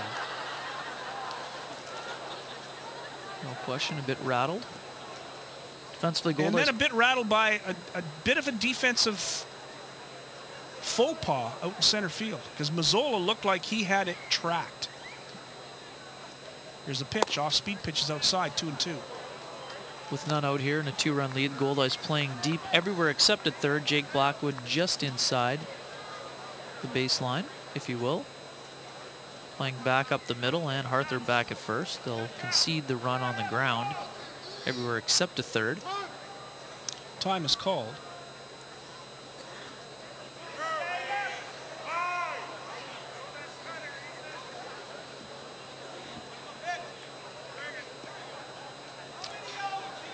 So Rutherford's at second. Carroll's at third. Nobody out. Hollingsworth delivers. Swing and a miss. He struck him. Oh, fouled it off. Fouled it off. He got just a piece of it. Sawyer Carroll thought he missed it. He was going. He thought it was a strikeout, but a wild pitch. There's no question that Sawyer Carroll thought it was a swing and a miss and a wild pitch. Let's have a look. Just got a piece, fouled it off. Yeah, you knew by Luis Allen's reaction that was a foul tip. So 2-2 the count. It's the pitch to Castro. Oh, and it just missed outside.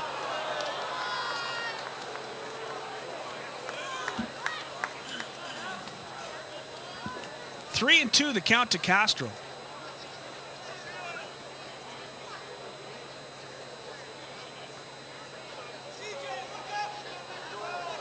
Hollingsworth delivers. Off-speed pitch fouled off. Ooh, that hurt.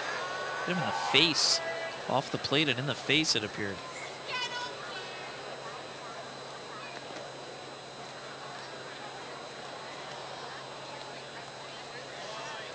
Brendan Lafferty looks like he's ready to go. Out comes Craig Brandenburger, the trainer for the RedHawks, to have a chat with Eric Castro. Ball players are tough. Ooh. It's a tough night here for a lot of folks. Fastball away. Ow. Off the plate and in the chops right here, as you're going to see. Oh, boy. That'll leave a mark. Yeah. Anyone who says there's no contact in baseball is not paying much attention. Certainly not tonight. 3 and 2 the count to Castro. It's Hollingsworth's pitch, and it's a fly ball in the left field, and it's hit pretty good. That'll get a run in. Sawyer Carroll tags up. Webb gets the ball back into the infield. The score is 4-3, a sacrifice fly for Eric Castro. And it's getting a little tighter. The second RBI of the game for Castro. Rutherford stays at second, one away now, and here comes Nick Jackson, and here comes Rick Forney to call on Brendan Lafferty. So Hollingsworth went as far as he could. He got into the 6th inning, pitched 5 1/3, allowed 3 runs on 4 hits, although he is still responsible for C.J. Rutherford at second base. And he's going to count on his teammate Brendan Lafferty to get out of this jam and keep his lead heading into the 7th inning. Remember, it's a 7-inning ball game.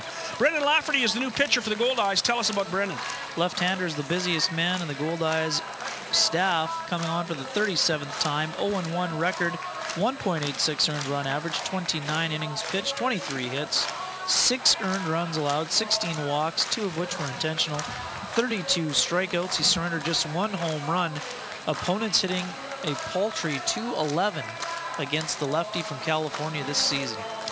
Brendan Lafferty leads the American Association in games with 36. 5 more than Jimmer Kennedy from Sioux City, Eric Draxton from Fargo, and Chris Kissick, his teammate, here in Winnipeg. So Lafferty on now for the 37th time this season. And he has a tough assignment. He's got to face Nick Jackson and then the switch-hitting Petey Paramore.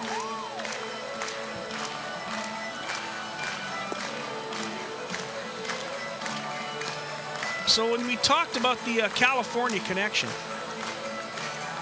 Curtis Camilli, who started game 1 for Fargo, is from Santa Clara, California. And then Nate Garcia, relief pitcher, is from San Jose. And Taylor Stanton, who started this game, is from San Francisco. Travis Higgs, the catcher, is from Antioch, California. Eric Castro, who just drove in the 3rd run of the game for Fargo, is from Fallbrook, California. Zach Penpraise, always a problem for the Goldeyes, is from Moore Park, California. And Brandon Tripp, the right fielder, is from La Palma, California. For the Goldeyes, Brendan Lafferty is at the top of the list. He's from Riverside, California. Then you have Casey Harther from West Hills and Josh Mazzola from Santee. So plenty of Californians in this ball game. And yet the man that the Californian Brendan Lafferty has to get out is from Richmond, Virginia. And that's Nick Jackson with a runner at second and one away, as Lafferty tries to at least save the decision for Ethan Hollingsworth. 4-3 the score.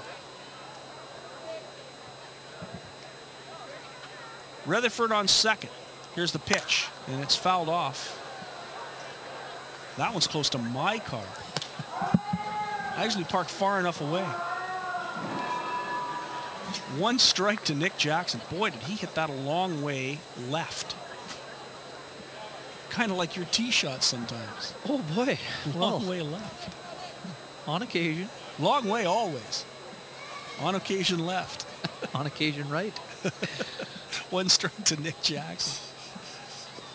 Lafferty checks the runner. Here's the pitch, and there's a ground ball to Tyler Kuhn at short. He'll make the play to first. Rutherford will go over to third.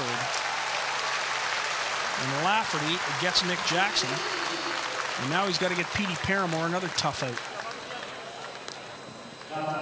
Paramore lined out to Casey Harther, hit a line shot right at Harther, and then flied out to left. Great pitch down and away by Lafferty. Kuhn fields it easily. Runner advances to third, but Jackson is erased on the ground out.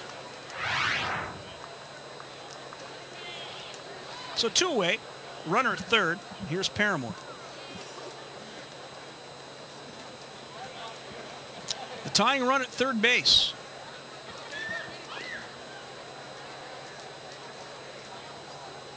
Lafferty has to get a couple out here in the 6th inning. Here's the pitch. It's in there for a strike. Fastball at 89 from the lefty Brendan Lafferty. Paramore, the switch hitting catcher. He's the DH in the back end of the doubleheader here this evening. Brendan Lafferty, the world's next great left-handed curler, to join Josh Drews on a monster curling team next year. 1 strike, the count. Pitches outside 1-1. Caitlin Laws will be our guest during the All-Star game. In the booth? Yes, she'll be in the booth. All right. Speaking of curlers. Gold medal. Always good to have gold medals around. Hope she brings it. I'd like to see it. 1-1, the count to Petey Paramore. C.J. Rutherford at third base, 2 away. Lafferty gets the sign from Allen. Here's the pitch. That was on the corner. 1-2 to Paramore. And the crowd getting into it now.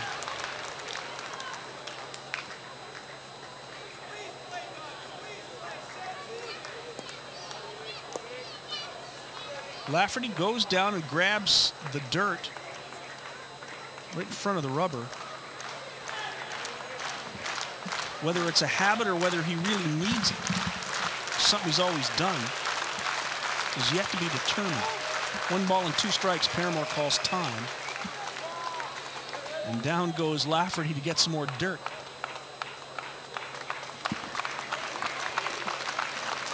Crowd getting into it here. A big strike from Lafferty with Rutherford 90 feet from home plate, and the Goldeyes with a 1-run lead. Lafferty gets the sign from Allen. Here's the pitch. There's a ground ball to Tyler Kuhn at short. He handles it, fires to Casey Harther, and that does it. The Goldeyes get out of the problem thanks to Brendan Lafferty. Ethan Hollingsworth, still the pitcher of record. He can't lose. He can only win. For Fargo in the 6th inning, 1 run on 1 hit, no errors, and 1 man left. Great slider by Lafferty. Forces the ground, induces the ground out. Kuhn scoops it easily, fires it over to Harther to end the threat. So that'll do it. In the top of the 6th, the Goldeyes come up in the bottom of the 6th. It'll be Allen, Gaida, and Brock Bond. It's 4-3 Winnipeg. This is Safeway Goldeyes Baseball live on Shaw.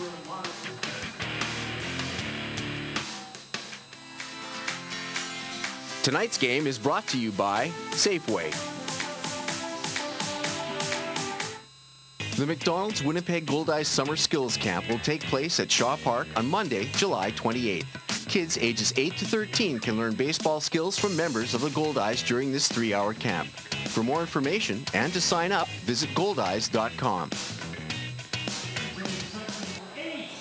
Kids are having fun at the ballpark tonight. Cotton candy. Just don't get no better than that. He's got his clapper, his Goldeyes cap, his Goldeyes t-shirt, and his cotton candy. Wow. Brand new pitcher coming in for the Fargo-Moorhead RedHawks here in the bottom of the 6th inning. It's the workhorse of the Fargo staff, Eric Draxton. Tell us about Draxton. Draxton coming on for the 10th time with the RedHawks, but the 32nd time overall, 0-1 record overall with a 3.82 earned run average. He has 6 saves. 30 and 2/3 innings, 28 hits allowed, 13 earned runs, 17 walks, 2 of which were intentional, 32 strikeouts, opponents hitting .237 against the right-hander. So Eric Draxton from Phoenix, Arizona. 27-year-old. He's 6'4", 205. Pitched in Amarillo last year. So Draxton, who is on for the 32nd time, and as Kenny pointed out, the 10th time with Fargo. So Luis Allen will lead it off here in the bottom of the 6th inning. Goldeyes 4 runs, 7 hits, no errors. Fargo 3 runs, 4 hits, no errors.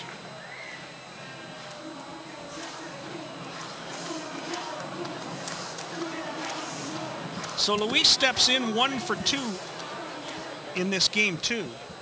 Singled in the 2nd, flied out to center field in the 3rd. He is the first guy who gets a look at Eric Draxton. Draxton started this year with the Amarillo Sox as well, appearing in 22 games with them. First pitch is in there for strike 1. That's where he picked up those 6 saves.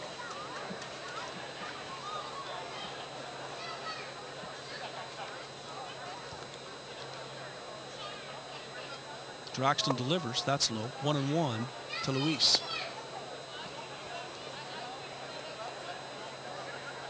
Luis took a shot in the 1st inning from C.J. Rutherford at home plate. Looked a little groggy, but got up and has not missed a beat in this ballgame. Called a great game for Ethan Hollingsworth and did the job for Brendan Lafferty. We've got 2 easy ground balls to Tyler Quinn. He's going to need some ice this evening, I'm guessing. No problem. 2-1 the count to Luis. There's a pitch. It's a fly ball right field. He hit it a ton, but back goes Brandon Tripp. Tripp will make the catch. That'll be the first out of the 6th inning. It'll bring up Jordan Gaida.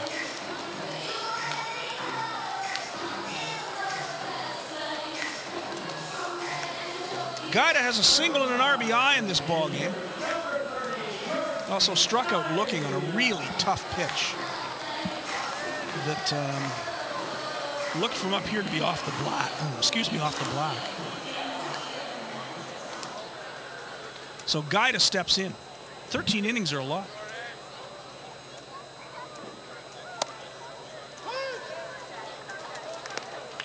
Strike 1 to Jordan Gaida from Eric Draxton. Draxton's got that closer's look. He looks angry. There's the pitch. And that's in there for a strike. Quickly, Gaida behind 0-2.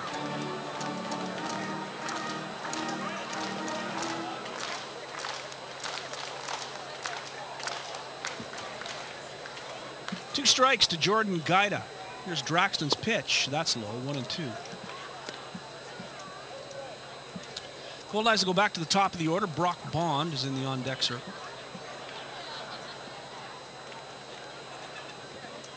Pitch is way outside. Count even now to Jordan Gaida.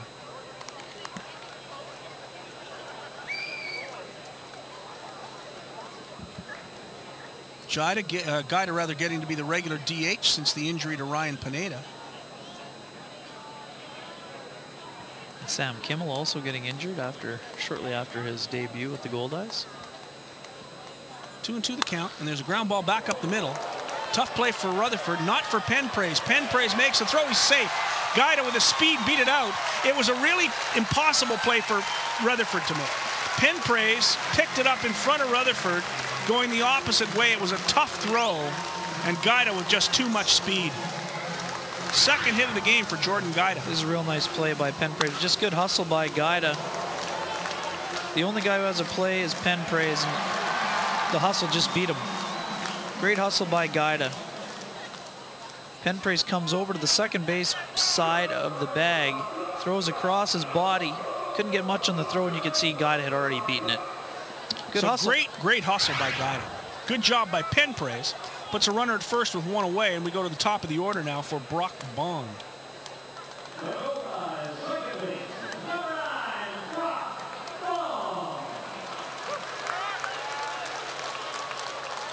Great hustle by Jordan Guida getting down the line. Outstanding play by Penpraise. It's a bang-bang play at first base. It's a pitch by Draxton, high and outside, ball one. Bond in this ball game is 0 for 3. He grounded out to the pitcher in the first, grounded out to the pitcher in the second, and flied out to left in the fourth. Now, Draxton knows that Guida's quick. But as a base stealer, Jordan has a grand total of 0 this season. Not a stolen base. Here's the pitch, swing and a miss. Good pitch by Draxton. 1-1, the count to Bond. Real good off-speed pitch, just sort of fell off the table right there. Bond out in front. The count gets to 1-1.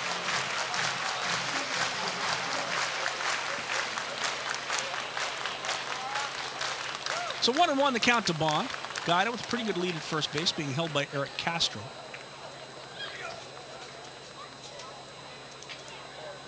And Draxton goes back to first base.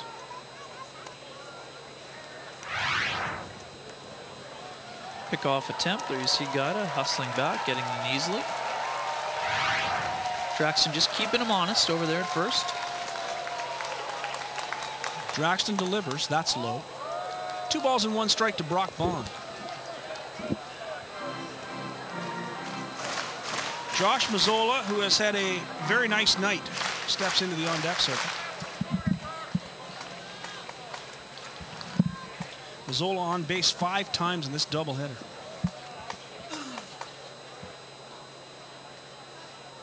Draxton, oh, that's ripped into the corner. Will it stay fair? It does. It's on the line. It's a fair ball. It'll go for a double. Jordan Guida is going to be held at third base. Runners at second and third with 1 out for Josh Mazzola. A solid double into the corner for Brock Bond. Sends Guida to third. And now the Goldeyes have a chance for a little insurance. And they need a little insurance. Yeah, no question about that. Smart job by Rick Forney to hold Guida at third with the heart of his order coming to the plate, especially the way that Mazzola is swinging the bat. You don't want to risk running yourself out of an inning right there. Guida did get a good jump and was hustling towards third. May have had a shot, but I think he probably would have been erased at home plate with a good throw. So Goldeyes will take their chances with runners on second and third, and just the 1 out as Mazzola steps into the box. We've seen this Fargo team come along and come alive in the 5th and 6th innings. They've had opportunities to put up a lot more runs than just the 2 they got. So the one thing Rick Forney would love more than anything else at this stage is to get one more run up on that board. RedHawks playing the infield in, trying to cut off the run on any ground ball in the infield. Draxton's pitch, it's inside, ball 1. Good spot, though. You got to try to jam a guy like Mazzola when he's as hot as he is right now. Show him something on the inner half of the plate. Probably work away as the count progresses. The double by Bond. The infield single by Guida puts runners at second and third with 1 away. Here in the bottom of the 6th inning. It's a 7-inning ball game. Draxton's pitch is high and inside again. 2 balls and no strikes to Mazzola. Good velocity. Hit 90 on the radar gun with that fastball in the inner half. Mazzola's got to lock in 1 pitch, 1 spot right here if he gets something to drive. Swing and a miss. That fell off the table. The off-speed pitch at 76 miles an hour after a 90-mile-an-hour fastball. He's got a little eager right there. And he knows it. He's laughing. Great pitch. Looked like a changeup. Out in front, Mazzola knew he was anxious, trying to hit the ball in the river. On a base hit will suffice. Fly ball will suffice at this stage. Goldeyes has pretty good speed coming down the third baseline. Pitch is on the corner for a strike. Mazzola doesn't agree. And now it's 2-2. So Draxton battling with runners at second and third and one out. Tyler Kuhn in the on-deck circle.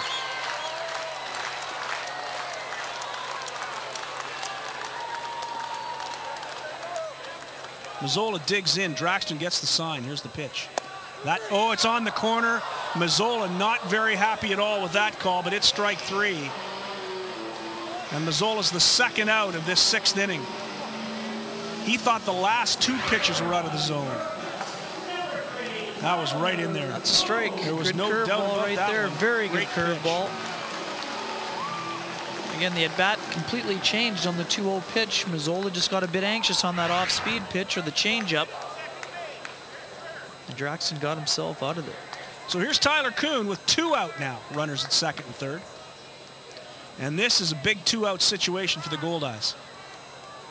Pitch by Draxton. It's foul back over our heads. Tyler Kuhn has 2 hits and 3 trips in this ball game. Grounded out to the first baseman unassisted, and then he doubled, scored a run, drove in a run, singled. A pretty solid ball game and a pretty solid doubleheader. 4 hits in the doubleheader for Kuhn. Draxton's pitch is hit the other way, foul. Kuhn falls behind 0-2. Kuhn went 2 for 4 with a run scored in game 1. 2 for 3 here with a run scored and an RBI in game 2. So a nice evening so far for Tyler Kuhn. Bond at second, Guide at third. 2 away as Draxton battles here in the 6th. Pitch misses, just misses, 1-2. It's very close. Pitch very to take close. at 0-2. Tough But pitch to take. Kuhn is a very patient hitter. And with a great eye. Indeed.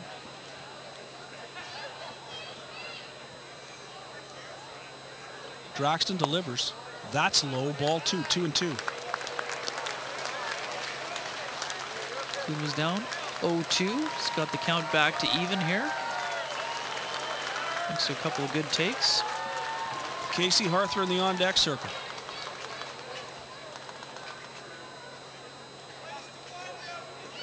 Draxton delivers. Off-speed pitch high and outside. 3-2 now to Tyler Kuhn. An off-speed pitch. Looks like he overthrew it a bit right there. Now it's a full count for Kuhn. Seems to flourish in these clutch situations. 3-2. 2 away. Runners will be on the move. Here's the pitch. And it's hit the other way, foul. Count remains full. It's exciting stuff, Kenny. Big spot Great in the ball game right here. 1-run game. Couple of RBI opportunities out there for one of the best hitters in the Goldeyes lineup against a team that's trying to scratch and claw its way back into the race.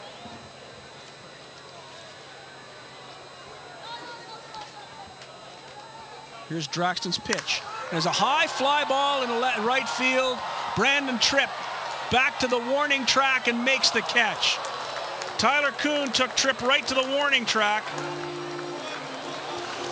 But it's just a loud, long out. No runs, 2 hits, no errors. 2 runners left in scoring position.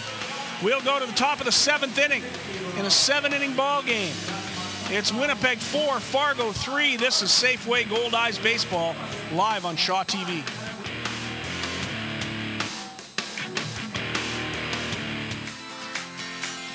Tonight's game is brought to you by Safeway. Recycle Everywhere presents the 2014 All-Star Game Skills Competition on Monday, July 28th at Shaw Park. The best of the American Association will go head-to-head in a battle to determine the most skilled player in the league, and it will all culminate with the Home Run Derby. That's Monday night, July 28th at Shaw Park, the Recycle Everywhere Skills Competition. For tickets and information, call the Goldeyes office at 204-982-2273.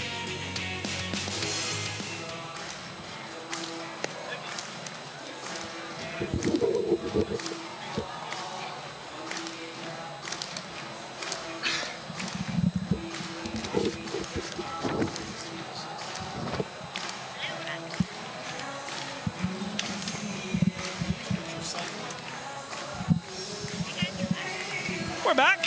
Brendan Lafferty warming up. They're going to ask him to get 5 outs. Nobody up throwing. He got the last 2 outs of the 6th inning, and Rick Forney is going to let Brendan Lafferty try to get 3 more. And Lafferty came into the game pretty well rested. He just threw one to the backstop. Live arm. He has a live arm, no question about that. So the Goldeyes lead it by 1, 4-3. We go to the 7th inning. It is a 7-inning game. We're in the second game of a doubleheader. Goldeyes won the first one 7-2. For the Fargo-Moorhead RedHawks here in the 7th inning, it'll be the bottom of the order. The number 7 hitter, Brandon Tripp. The number 8 hitter, Zach Penpraise. And I find that hard to say sometimes. The bottom of the order, Zach Penpraise. And then Travis Higgs, the catcher, will bat 9th and hit 3rd in this inning. Lafferty hadn't worked, Scott, since July 18th, where he only went 1/3 of an inning, so he was fairly well rested going into this contest. So the lefty Lafferty faces the left-handed hitting Brandon Tripp. Here's the pitch. Start the inning. It's in there for strike 1. Tripp in this ball game has a walk in 2 trips. He also grounded out to Casey Harther.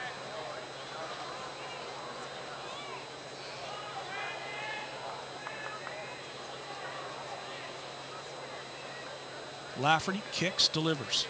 Swing and a miss. Good changeup from Lafferty in the dirt. Tripp chased it. Count goes to 0-2.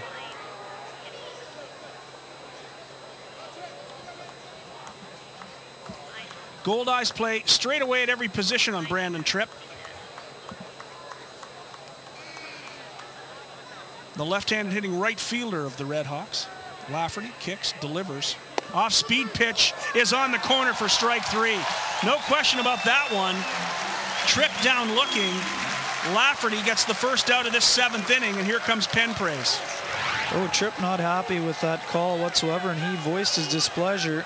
Real good curveball, but again, it looked like it may have broken around the plate, and that's what Tripp was arguing about. So here's your pancake batter, who hasn't been very cooperative with the pancakes in this one. The number 8 hitter, Penpraise, the right-handed hitting Penpraise against the left-handed throwing Lafferty. Goldeyes 2 outs away from sweeping this doubleheader. Here's the first pitch. It's low and outside for ball 1. This is a dangerous hitter. Zach Penpraise has a double in 2 trips, hit the ball hard the other time too, flied out to right field. Lafferty inside, ball 2, 2 balls and no strikes to Penpraise. And again, because of his speed, if he finds a way to get on base, whether it's through a walk or a base hit or a hit pitch or on an error, you can't mark him down for a guaranteed double, but you can be sure that he's going to try to get himself in a scoring position at some point during the at-bat. Absolutely. Lafferty's pitch is low, ball 3, 3-0 to Penpraise. The last guy you want to put on base if you can avoid it. Lafferty gets the sign from Allen. Will Penpraise be taking? There's the pitch right down the middle for a strike. Fastball at 87. 3-1 the count. This game's had plenty of drama. Why not a little more? Why not? It's been a whale of a ball game.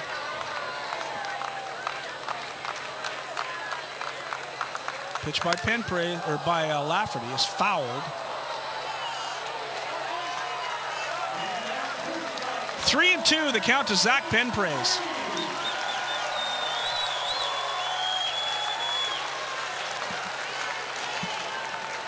3 balls and 2 strikes to one of the most dangerous base runners in the American Association.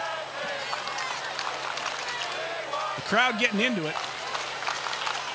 Lafferty delivers, and it's chopped to third base. Blackwood fires across, and Penpraise beats it out. It's an infield single for Zach Penpraise. And now the circus starts. It was a good play by Blackwood. He threw a bullet. Ball wasn't hit very hard. But Penpraise has tremendous speed, That's good as hustle. we all know. Blackwood did what he could, playing back to try to play no doubles defense. And that was a gun to throw first base. across the diamond. Great throw, but Penpraise just beat it out. 13 steals on the year. He has been caught 4 times. So a runner at first with 1 away. The number 9 hitter, Travis Higgs. Pitch to Higgs is right down the middle, 89 miles an hour for strike 1.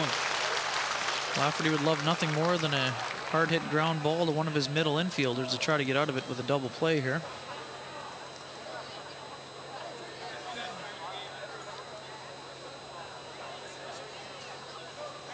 Lafferty gets the sign from Allen.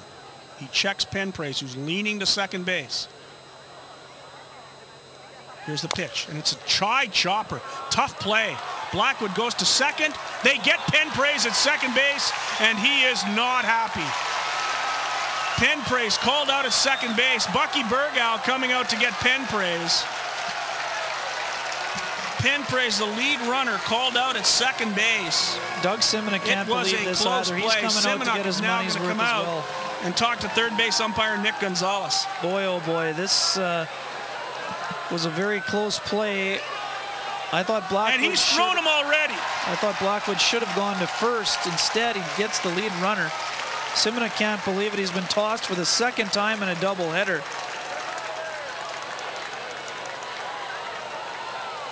Penpraise couldn't believe it, and neither can Simonek.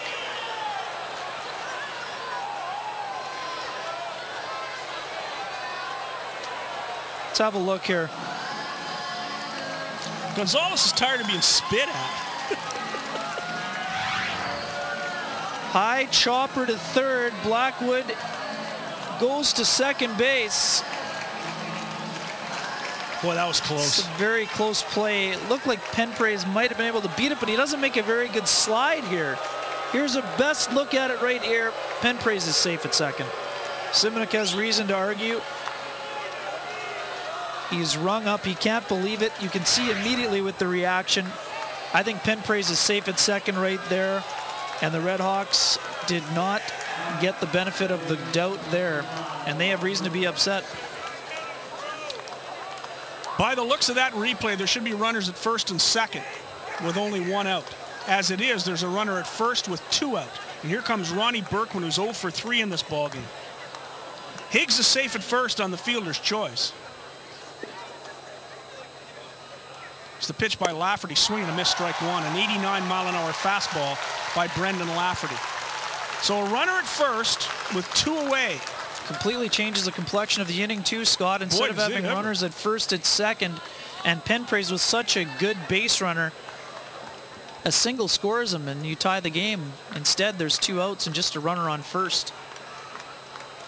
Lafferty checks the runner, off-speed pitch, swing and a miss. I will correct myself. That was a straight fastball at 89. Not an off-speed pitch at all. It's just that it had that diving motion. And boy, a lot of movement from Brendan Lafferty's fastball. The ball gets loose out in the bullpen, out in the Fargo pen. So 2 strikes to Berkwin. Higgs at first, 2 away. Lafferty trying to shut it down. Here's the pitch. Swing and a miss. Oh, and he says he's safe.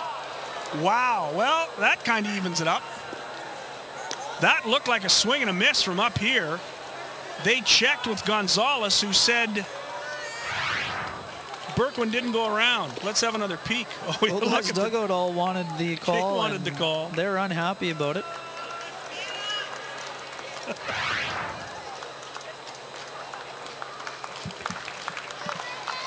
So 1 ball and 2 strikes now to Berkwin. 2 away. Higgs at first. Lafferty kicks, delivers. Off-speed pitch is low for ball 2. That was a 78-mile-an-hour change in the dirt. So 2-2 the count to Berkwin.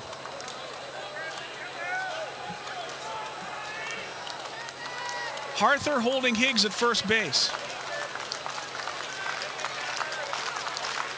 Crowd getting into it.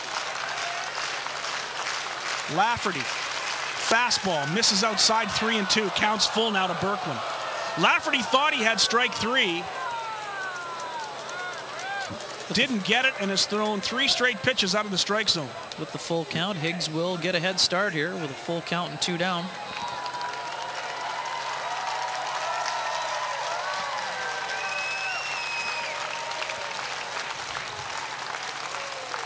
Here's the pitch, and it's a fly ball to shortstop. Tyler Kuhn camps under it, makes the catch, and the Goldeyes sweep a doubleheader from the Fargo-Moorhead RedHawks. The final score of Game 2, Winnipeg 4, Fargo 3. For Winnipeg, 4 runs on 9 hits and no errors. For Fargo, 3 runs on 5 hits and no errors. The winning pitcher for the Goldeyes, Ethan Hollingsworth, he now improves to 5-0. The losing pitcher, Taylor Stanton, he falls to 2-8. The save goes to Brendan Lafferty, who gets the final 5 outs. The Goldeyes improve to 41-23 on the season, 18 games over 500. They are at least 3.5 ahead of St. Paul. They could be 4. We'll be right back with the Safeway post-game show right after this. Goldeyes win at 4-3. This is Safeway Goldeyes Baseball live on Shaw TV.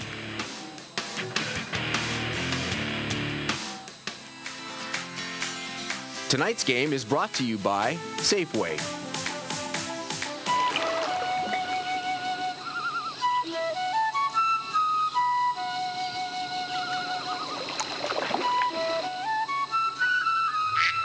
Ready for summer? If you have a cottage or cabin, Shaw Direct has your family's entertainment covered.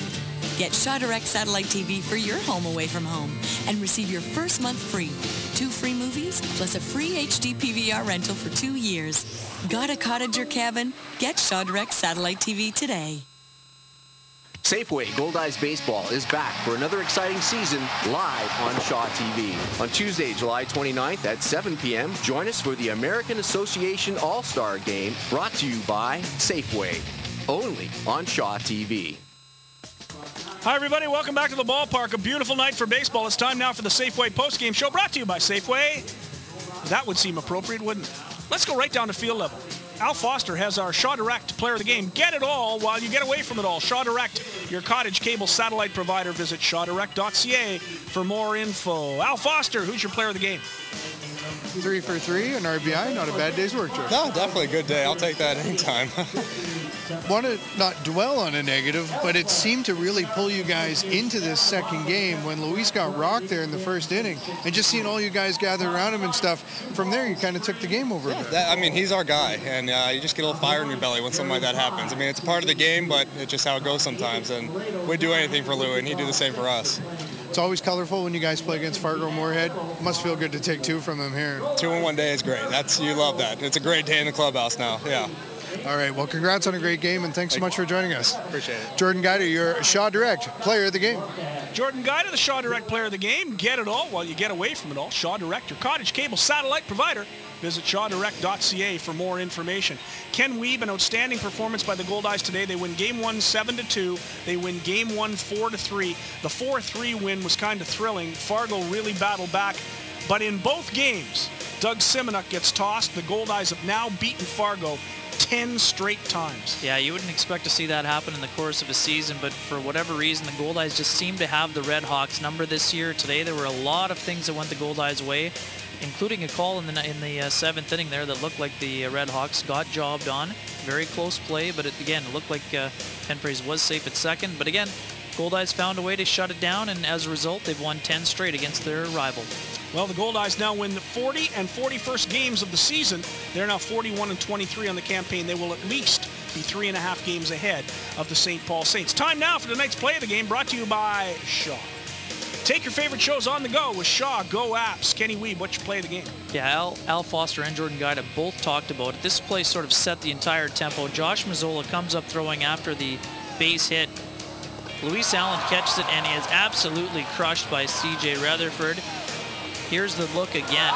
Shoulder to the chest and through to the chin. Scored a run that made it 1-0, but the Goldeyes came back and scored the next 4 runs, really rallying around their leader, the catcher, who came back in his first plate appearance and got a base hit. Luis Allen's toughness as a whole is our play of the game. Luis Allen, our play of the game. Everything he did tonight. Called a great game as well. Tonight's play of the game brought to you by Shaw. Take your favorite shows on the go with Shaw Go apps. Well, it was a tremendous night here at the ballpark. The Goldeyes win 2.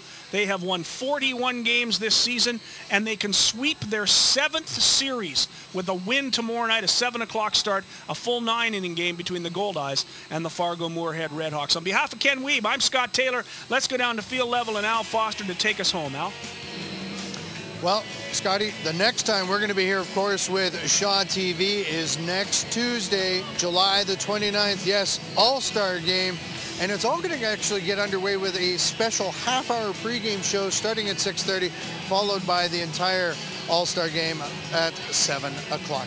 And listen, you folks at home, you got to realize how hard our crew worked here tonight. A doubleheader, not easy for the players and definitely not easy for our hardworking technical crew here with Shaw TV. So on behalf of all those hardworking folks and Ken Wiebe and Scott Taylor, I'm Al Foster saying so long from Shaw Park. Thank you so much for joining us.